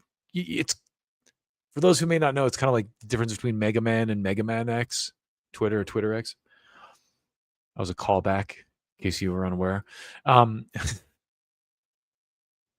in case you were wondering if the Democrats winning a majority in a couple months is going to change anything, I'd like to show you hard evidence that it's not.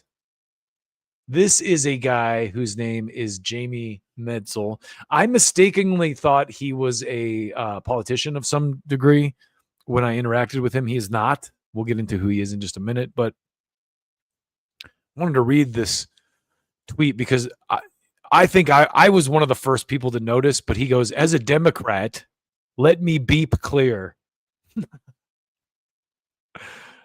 And most people didn't notice the beep part. That's where I come in.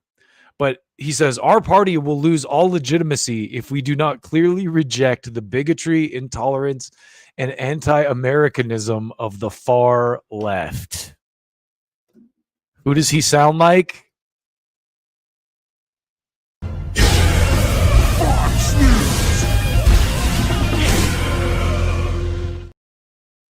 Now the Democrats sound like Fox News. That's they're this You're guy. an anti-Semite. When it comes to, oh, you got something to say about Israel? Well, guess what? You're an anti-Semite. This is not a winning strategy, Democrats. And so I kind of picked up on what he was putting down. I picked up on what he was putting down. And I responded, let me beep clear. Is this an admission you're a robot programmed by AIPAC and the ADL? Beep clear, my friend. Beep clear. And, I firmly believe that I know for a fact, I don't even believe, I know for a fact that there are political operatives, especially on Twitter, but on all social media platforms, making sure that people that, especially with the Democrats, I noticed it. I had a group on Facebook, a meme group that was like far left, and I got flagged by the DNC. And I know this because I know someone who works for the DNC, but I got flagged as a radical also because I was a Bernie supporter by the DNC. So they fucking do this. And during the Bernie campaign, they threw me off. I have screenshots of this stuff stashed. I'll have to do like a retrospective on that one day. Because I took fucking immaculate screenshots of a lot of shit during the Bernie campaign on Facebook and Twitter and stuff, the shit that the Hillary people were doing and stuff like that, because they were fucking scumbags. But anyway, I'm going way too far back here. So I kind of called him out, and then I started thinking about it, and I went, I don't even really know who this guy is. Well, it turns out this is who this guy is. He is not, as it turns out, a Democratic politician. He is an author who wrote the AI 10 Commandments. He's the founder of a group called One Shared World, Futurist, Superconvergence, Hacking Darwin, Atlantic Council, former NSC, state UN, WHO. So he is, as Alex Jones would say, a globalist. No, I hear you. It's definitely a tiger by the tail. So this is his little apology for the typo, but he says, sorry for my small typo. Of course, I mean to write B and not beep, but I enjoyed the Roadrunner images and other good-natured responses. At least you know I wrote the post myself and didn't outsource to an AI. I disagree with that. I think that's, he probably voice coded it. How else would you type beep instead of B? At least you know I wrote the post myself and didn't outsource to an AI. But if you'd like to learn more about how humans and our AIs might beneficially collaborate in the future, I invite you to read my previous book, Superconvergence, How Genetics, Biotech, and AI Revolutions Will Transform Our Lives, Work, and World, and my forthcoming book, The AI 10 Commandments. So anyway, this guy's kind of a scam artist, but this leads us to a larger conversation here about the state of partisan politics. And I submit to you that partisan politics as we once knew it has ended. And here's why I submit that to you. Exhibit A. Ladies and gentlemen, the campaign of Mr. Thomas Massie, who is, I would argue, the new Ron Paul, the new Bernie Sanders, Scott Horton here, one of the greats, the great Scott Horton. Dan is the most talented video editor and producer in our movement, and Massie is the closest thing to Ron Paul we've got. Here's something you can do. Support the Massie revolution. Let's check it out, Dan. Attacking. It's really unfortunate that President Donald Trump is attacking Representative Massie. Is a complete and total disaster. Really for upholding the ideas of America First. When it came down to it, it turns out that Thomas Massie was the guy who was actually standing on business when it came to the promises that Donald Trump was making on the campaign trail. Massie speaks truths that are embarrassing to these people. As with Dr. Paul, Thomas Massie is often the lone no vote, and that infuriates Washington. I thought you knew. I vote with Republicans 91% of the time. And the 9% I don't, they're taken up for pedophiles, starting another war, or bankrupting our country. How is this even a question? Who wouldn't choose the honest man who dares to stand up against what conventional wisdom is? And he won't stand for it, which is what makes him the best congressman we have right now. He seems to take it all with a smile and a shrug, even though he's being attacked very viciously by very dangerous forces. He has that happy warrior spirit. An idea whose time has come cannot be stopped by any army or any government. So what they're doing right now, if you haven't seen this yet, is very similar to what they did with Ron Paul, where they're doing these money bombs around Thomas Massie to make sure that he wins his seat in this next cycle, because Massie winning, I think, is one of the more important kind of elections or seats in this cycle. Just being able to prove that the people can beat back this kind of, AIPAC takeover of Congress to some degree, because that's what this is. They're trying to unseat him because he's not an AIPAC guy. And I show you this once again to show you that, during the setup, obviously, we had this Metzel guy who kind of represents the Democratic status quo, who's saying, like, the far left, we got to get away from the far left. We got to be more centrist, like Ted Cruz or fucking Randy Fine. And then you have people like Medea Benjamin here, Code Pink, who would be considered, on the far left, quote unquote. And here she is advocating for Thomas Massie. I'm so glad Rep. Massie is ahead in the polls in Kentucky, despite Trump's rants against him. I don't agree with Massie on many domestic issues, but his positions on foreign policy and the Epstein files are terrific. I just donated and hope you will too. And Medea Benjamin is an absolute fucking legend. So, I think this is the whole point I'm getting to here, is this is where we've gotten to in politics is, I think with the Bernie movement and the Ron Paul movement that kind of led up to this point with Massie, a lot of us were siloed in these kind of partisan, cults, or color-coded red-blue bullshit, right? Where when it came to Bernie, I think you probably did. Like, a lot of my conservative friends said that if Bernie had been the nominee for the Democrats, they would have voted for him over Trump. A lot of them. But those people, a lot of those truck driving, Republican good old boys, the dudes who, let's be honest, build a lot of this country and fucking keep it running, the dudes who fix cars and fucking run farms and, the drive trucks and all the blue collar cats, they don't vote in the Democratic primary. So they had no choice in the Bernie say. And the same on the other side with Ron Paul, where you had the Republican primary was much more open, though. That's kind of an interesting dynamic as well, is why you had the rise of a Trump in the Republican Party. A lot of people don't think about this, but the Democrats have superdelegates. Their party, by its very nature, is set up to be a status quo protecting racket for elite money to buy the fucking game, to rig it. Where the Republican side, obviously money counts, which is why it takes a Trump, someone with, enormous amount of personal wealth, to hack their way into the system.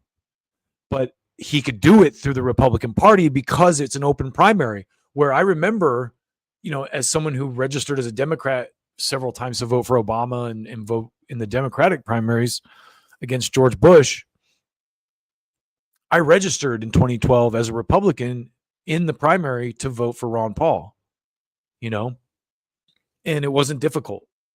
Whereas it's much harder, you know what I mean, to get into the Democratic primary and then also to get a candidate in there that isn't outweighed by big money when it comes to the superdelegate system that Hillary Clinton and, Barack Obama and Joe Biden all had pretty clearly and pretty easily gamed for themselves. So good luck to Thomas Massie. I think, like I said, that's a race that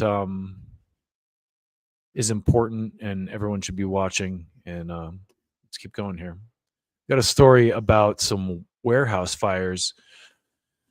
This happened in Ontario, California, just recently, and I'm just going to show you a post about it from friend of the show, Ryan Knight. So here is Ryan's post about this incident.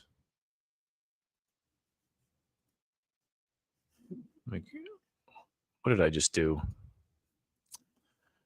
My bad. One more time here. Here is Ryan's post about this incident.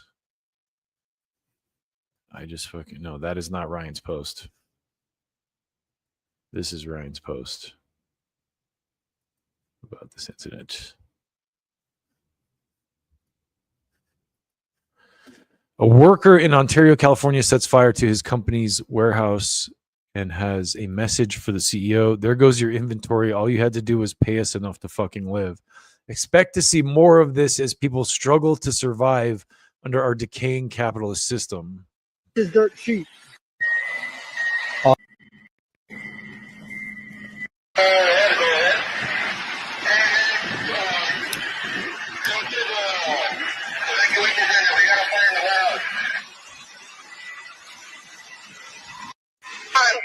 Should have paid us enough to fucking live.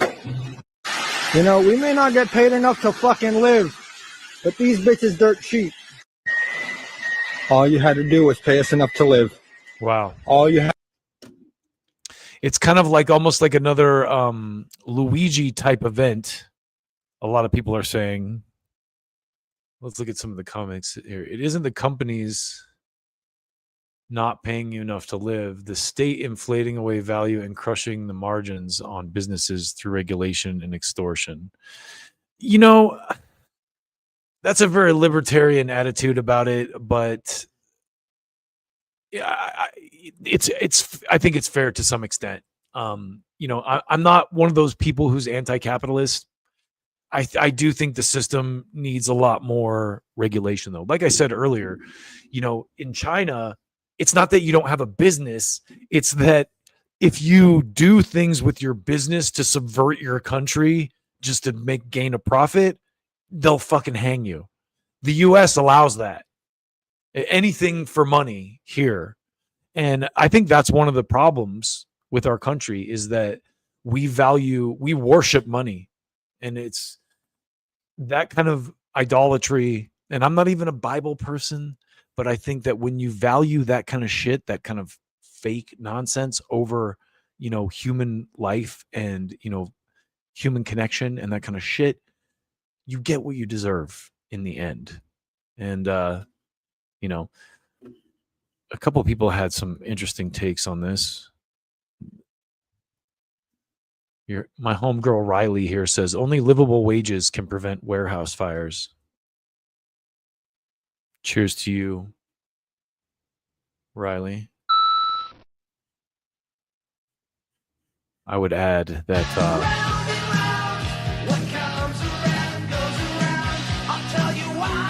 and then we had my boy Kami Trucker here, pay us enough to live. Only livable wages can prevent warehouse fires. You gotta love that. That is. So, in recent news, this looks to be becoming a little bit more common than I think people may like. Here is this one's in Queens, New York now. Another warehouse fire. So I think people are maybe getting to a point where they're not going to take it anymore, which could be a good thing, could be a bad thing. But I think when you see this kind of stuff, just to kind of tie everything together here, this only happens when voting doesn't work. And this is kind of goes back to the whole crux of everything I've been saying since the start of this, which is I don't owe loyalty to a system that treats me like dog shit. We have, as Americans, have voted countless times to end these, like a war. Like, no one voted for a war with Iran. No one voted for that. And this idea that, you know, these people, the status quo operators of the government who get in there and get this inflated sense of self and think like, oh, I'm the self-anointed leader of the fucking empire and I get to just do whatever I think is right because I have classified information that you peons don't get to see. Go fuck yourself. That mentality, that world is dying, because the reality is we all are in this together. And when the military industrial complex, this inflated, bloated Ponzi scheme that it is, finally completely collapses, then what? You can't, we're clearly keeping these pointless wars going because we've built this house of cards into like it's interwoven into the economy to a point where, you know, I think it was Bill Maher that said this a few years ago. The military industrial complex is basically a jobs program, and every state has a Northrop Grumman or a Raytheon or a Lockheed Martin office that feeds money. And if they don't, you know, make sure that there's plenty of jobs at those offices, they're going to suffer defeat from the lobbies, those powerful lobbies that control a lot of weight in every district, in those districts, you know? And so we've painted ourselves into a corner here with war and it's the scam. Like, it's kind of like, you know, the rock has been picked up and the roaches are kind of like scattering to some extent, but they're such violent roaches that they're not just going to scatter. They're going to like attack Iran and Venezuela first and maybe Greenland or whatever.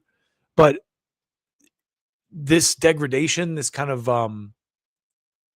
whether it's a self-immolation or this kind of this destruction of the status quo, like what you're seeing happening with NATO and stuff like this, it's kind of like imploding on itself. It's necessary. And, you know, I welcome it because it's unsustainable. It's clearly unsustainable on every level. And, you know, just going back again to the military complex, and we spend so much money. You look at a country like China or even a country like Russia, who has actually invested a lot more of their money in improving their own country, where here in the United States, we have just been so raped every time. And we, no matter who we vote for, the rape continues. So what are you going to do? Throw a Molotov cocktail into it and walk away is really all you can do at this point. And Trump is kind of that in a lot of ways. And, you know, I think it was Milo who actually eloquently summed that up, or it might have been actually, it was I think it was Michael Moore. Milo just shared the video, but he said that it's kind of like Trump was like the Molotov cocktail, the electoral Molotov cocktail thrown at the status quo, and boy has that blown up in a lot of the MAGA voters' faces at this point. But by the same token, again, would it have been any different under Kamala Harris? The fucking might have been a little bit nicer. You know, the language around it would be a lot nicer. It would feel a lot better because we could go, look, we got a tough, strong woman of color bombing the shit out of Iran and trying to take their oil. Like that's the difference, you know? So moving on to other pointless endeavors that the United States is engaged in currently and historically. the moon. Now, I was one of those people who I always thought like people who didn't believe in the moon landing were kind of crazy. Like that's a bridge too far as conspiracy theorists. Is like one level above. Hold on a second. Let me make sure my mic isn't fucked up here. It's like one level above flat earthers, right? You know? Oh, yeah. And then COVID hit me like a bus. Ain't that America? You and me. Ain't that America? And it changed everything. And so with this recent launch of this Artemis 2 mission, first of all, I just want to say, if you look down in the right-hand corner of this Artemis 2 poster, does that not look like a hot dog? What is with the whole like phallic hot dog kind of, it's just, the whole thing is, it's a little weird. I don't get the whole penis kind of connection to rockets. And like, seriously, when I pulled that up, I thought this was a hot dog ad. That looks like a hot dog in a bun in the bottom right corner of that. It's got the red hot dog in the middle with the white bun around it. It's very subliminal, very like, here, swallow this, you pathetic fucking plebe, you. And I think one of the best poets of all time is Gil Scott-Heron, of course, and he kind of summed up how the whole Apollo mission and the whole kind of moon NASA thing. I don't know what's going on with this. I don't know why that I'm having errors here. Anyway, there's a poet, and his name is Gil Scott-Heron, and he sums up. God damn it! This, like, the fucking thing is broken on Twitter. It will not let me stop the goddamn video. It will not allow me to click on it. So forgive me for my stutter and prick maneuvers here. But I'm going to play you now irrelevant poem by a heroic poet from the late, I would say late 60s, early 70s. Mr. Gil Scott-Heron, take it away with Whitey's on the Moon.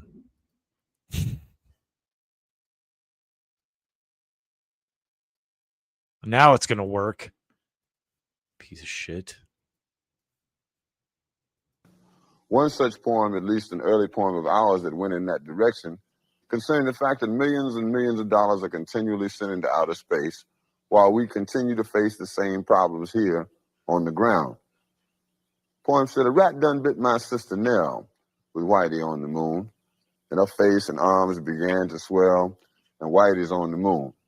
I can't pay no doctor bills, but Whitey's on the moon.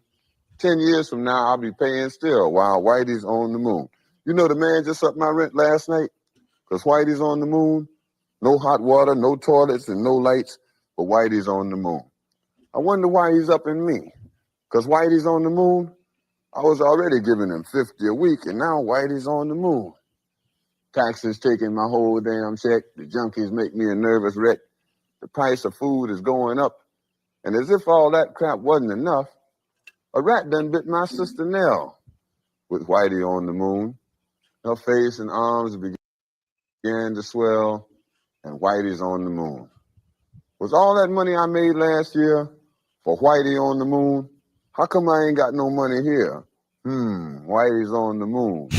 You know, YouTube is totally gonna. The irony of me playing this is YouTube is totally gonna copyright strike my video and like like remove me from the algorithm for playing this, which is kind of what how they operate. Like they don't officially ban you. They just kind of like use like subtle tactics like that. Like, oh, you did a copyright thing, so we're gonna like kind of hide you from the algorithm. So you're only gonna get seen if you get shared on certain platforms by 100,000 people or whatever. just about had my fill of Whitey on the Moon, I think I'll send these doctor bills, airmail special, to Whitey on the Moon. So excellent poem there by your boy Gil Scott Heron. And like I said, the COVID thing really changed my outlook on the moon landing. And I'm not making a definitive, kind of statement here, but I'm just going to show you a couple of things I find interesting in relation to the moon landing. Because a few years ago, there's a movie, I believe it's called Room 223 or something like that, Room something, about Stanley Kubrick. And it's actually an excellent movie if you get a chance to see it. It's kind of like one of those low, like I shouldn't say low budget, but like an indie kind of documentary about Kubrick. My friend is a huge Kubrick, stan. So he made me watch this movie, and it starts by kind of outlining all of the subtle symbolism in Kubrick's movies, specifically The Shining, which this film claims is kind of an allegory about the Indians having their land taken by the white men when European settlers came to the United States. So interesting, right? Then the movie goes into how Kubrick was used to fake the moon landing because of the film 2001: Space Odyssey and the kind of things that he did with that movie. So that's where it kind of lost me at the time. I was just like, oh, that's too crazy. All this other stuff about like the symbolism and the Indians and stuff, that's cool. But then you're trying to tell me that the moon landing was fake. I was not having it back then. Then COVID happened, and now I start to see stuff like this, and I've got to be honest, it gets me thinking. And this is one of the benefits, I think. Hold on a second. This is one of the benefits, I think, of Twitter and the translation feature is this is translated from Spanish. So this is in 1969, astronauts rode around the moon in a buggy, but unfortunately, we can't do that today because that technology was lost. And watch this video, and it's just it's how do you argue with that? Beautiful Latino sarcasm. You can't. It's indisputable. How do you argue with this?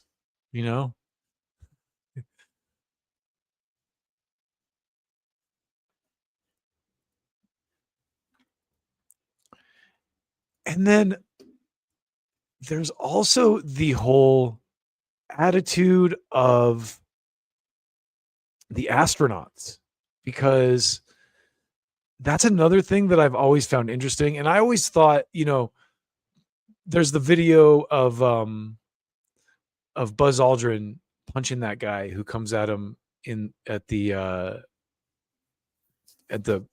whatever like event Buzz Aldrin's at. Actually, let me look that up because I got to this might be the same guy. I have a video of Neil Armstrong. I'm going to show you that is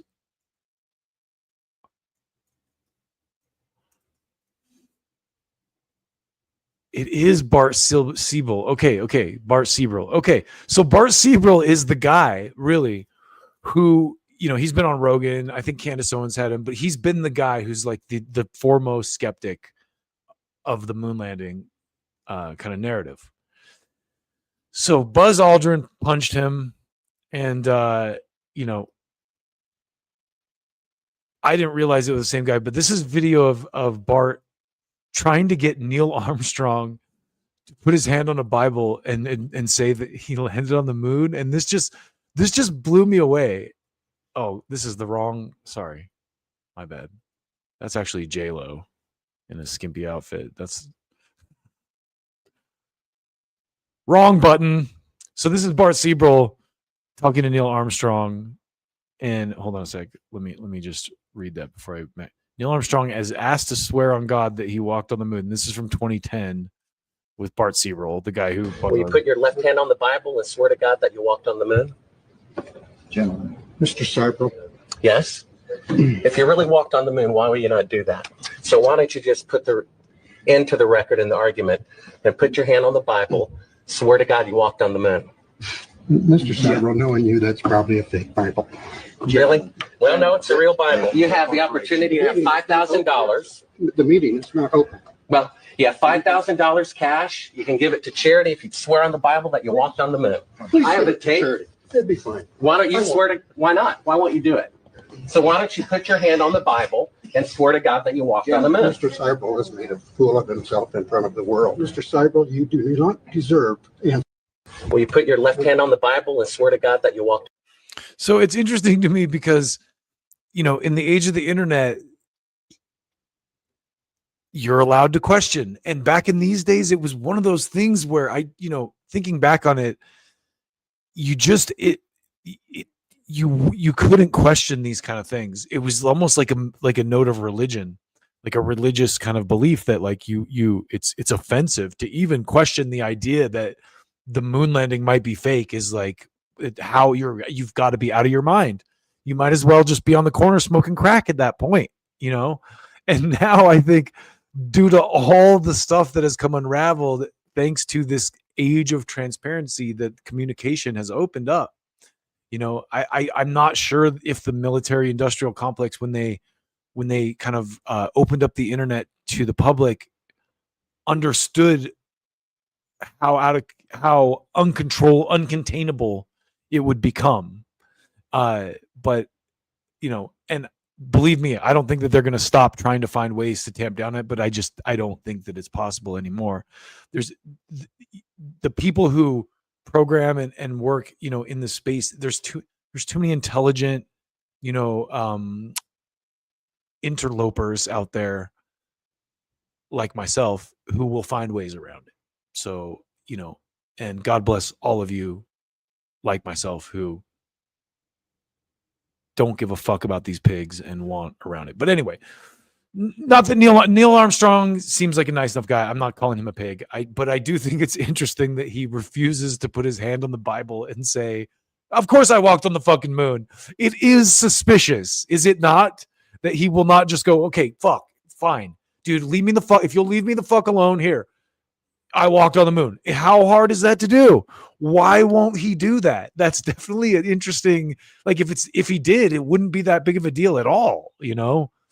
And so it definitely makes me question. And the same thing with Buzz Aldrin. It's like this guy and there got to a point where if I was Buzz Aldrin, maybe I would have punched him too. You know, I'm not giving the guy the right to harass these people. By the same token, it's suspicious. And just like all the, you know, from this to Kennedy to 9/11 to the pandemic to you name it, asking questions should not be looked down on. Let's put it that way. And with that, we're going to move on to our final piece of the day, which will be a quickie. Oh, a quickie indeed, because this is it. Yeah, I gave you guys a little preview by accident, but this is Jennifer Lopez at 56. I forgot to bring taco flavored kisses along with me. Taco flavored kisses, of course, if you know the South Park song. You know what? I'm gonna have to find taco flavored kisses. You can't have a conversation in 2026 about Jennifer Lopez without taco flavored kisses. But look at that. I mean, come on. Straight or gay, male or female, that's a 56-year-old woman. And you gotta just praise God for that if you believe in that sort of thing, or, you know, just praise something. So there's been a lot of talk about Jennifer Lopez, and this is kind of what I wanted to close on, because I really hate religious people. And if you're religious, don't take that the wrong way. I don't hate you, especially if you're watching my show. But this is the kind of thing that has always made me dislike religious people, is this type of attitude right here. This lady says, is this appropriate attire for 56-year-old Jennifer Lopez to be performing on stage? Hold on, get that muted. Is that appropriate? I would volunteer that absolutely that is 100% appropriate. If you got a body like that, you can wear whatever you fucking want, and you can do that all day long, and God bless you for doing it. And this is the thing that, conservatives, I'm just going to let you bask in that right there. Just bask in that glory. Oh my God. Oh my God. Oh my God. Look at, I'm going to have to go change my pants after. I'm kidding, of course. But the point being here is, let's not get out of hand. Is this appropriate? This is why I hate religious people. Why can you not grow the fuck up about sex? Fine. You don't think your kids should be watching it? Don't let them watch it. I can understand that. I can understand you not wanting the children. The children. Oh my God, the children. What are you going to do about the children? Yeah, I get that. But you're a parent. If you're a parent, your kids shouldn't be watching this. This is not a show for young children, and that's fine. There's a time and a place for children, and rather than try to shut someone down because they have a body like that, you need to check yourself. So anyway, the Amanda here says, "Sweetheart, if I look like Jennifer Lopez, you would never catch me covered up." And to that I say, God bless you, Amanda. And to people that have a problem with this, I say, why are you gay? Who says I'm gay? Yeah. I got some new video drops here and I had to use them. Again, if you have a problem with Jennifer Lopez in that outfit, she's 56. That's amazing. Have you seen the meme that has a picture of I think it's like Blanche or like Angela Lansbury, and it's like 50, 60-year-old women in the in 1985, and then it has a picture of Sofia Vergara. It's like 50-year-old women today, and it's just like, wow. If you got a problem with this, I just have to ask you, why are you gay? Who says I'm gay? All right, I had to use that one more time. That's too good. You're gonna be seeing that a lot. You're gonna, along with this.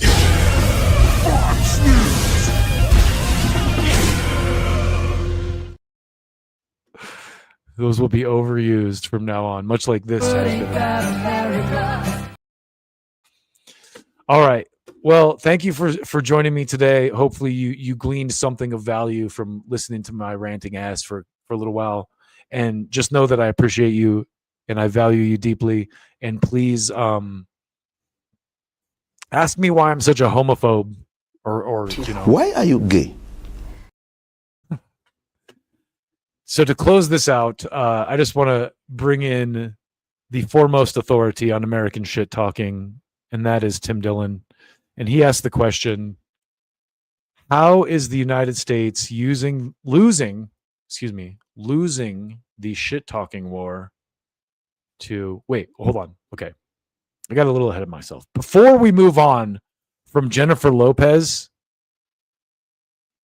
we need to introduce taco flavored kisses. I can't believe I did not bring taco flavored kisses into the mix when we were discussing Jennifer Lopez. I came unprepared. I'm just gonna be honest with you.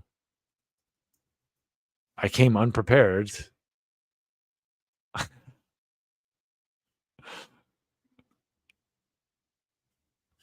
For taco flavored kisses. Hopefully the song is actually in here, but we're about to find out.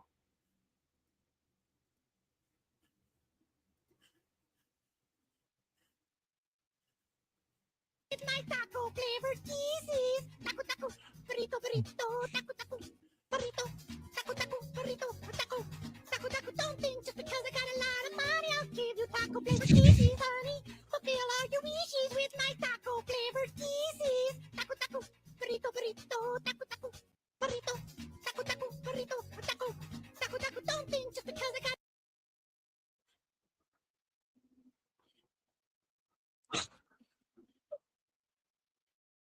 I wonder if I could. Can you hear the audio from the other tab still? Can I play this video with the sound from the other tab? Is that working? I'll find out when I view the video later when I edit.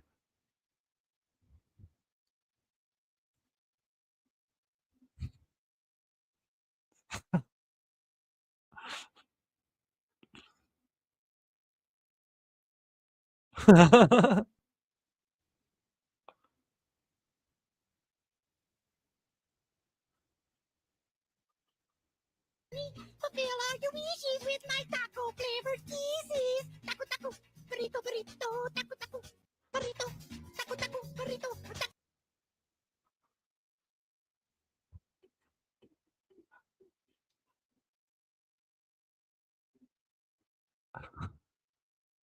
Okay, sorry. That's enough. That's enough. That's enough taco flavored. That's enough taco flavored kisses for one night. I really do hope that effect worked out for you, because I was playing the audio for the song Taco Flavored Kisses, and then showing the video of Jennifer Lopez dancing, and it was a really funny effect from where I was sitting, but I don't know if that translated to you out there. So let's close out today with the boy Tim Dillon asking why we're losing the trash talking war as Americans. Thank you again for sticking with me today. I love and appreciate you, and we will see you next Sunday.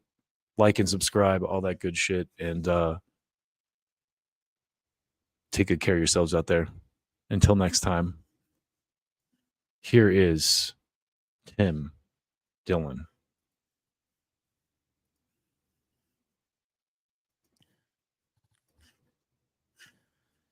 So we've lost. There's nowhere to go. It's checkmate. We can't do the things we think we can. We're tweeting, we're truth socialing, whatever. We're trying to win the war on social media, and we're not even doing that because do you have the Lego thing up? Can you get that Lego video? We're not even winning the shit talking war. We're not even winning that. The shit talk? You think America would win that, at least? If we're going to win one thing, we're getting bodied by Iranian AI in the war of shit talk. Truly. How embarrassing. We're the country that invented shit talk, and we're getting lit up. Take a look. Orange pig. America first? Oops. Oh boy, that was the slogan you stole. But Bibi's pulling strings and your vote is getting cold. We're not just fighting for Iran, hear this clear. Your people reached out to us. Yeah, we got the DMs here. If one nation's gonna stand against the Epstein regime's fear, it's us till the last breath. We've been doing it for years. We're standing here for everyone your system ever wrong. They've known all along. How are we losing in this? We are getting bodied with the Lego stuff. Stealing from your own people, making them bleed, taking tax dollars just to fund your own greed. They waking up to the lies, the illusions of birth. You scream America first now. You put Unbelievable. Make Israel great again. Your government is run by pedophiles. They ordered you to die for Israel. They ordered you to die for Israel. They lied to you. I mean, we're not even winning that. We're losing that. I mean, it's unbelievable. God.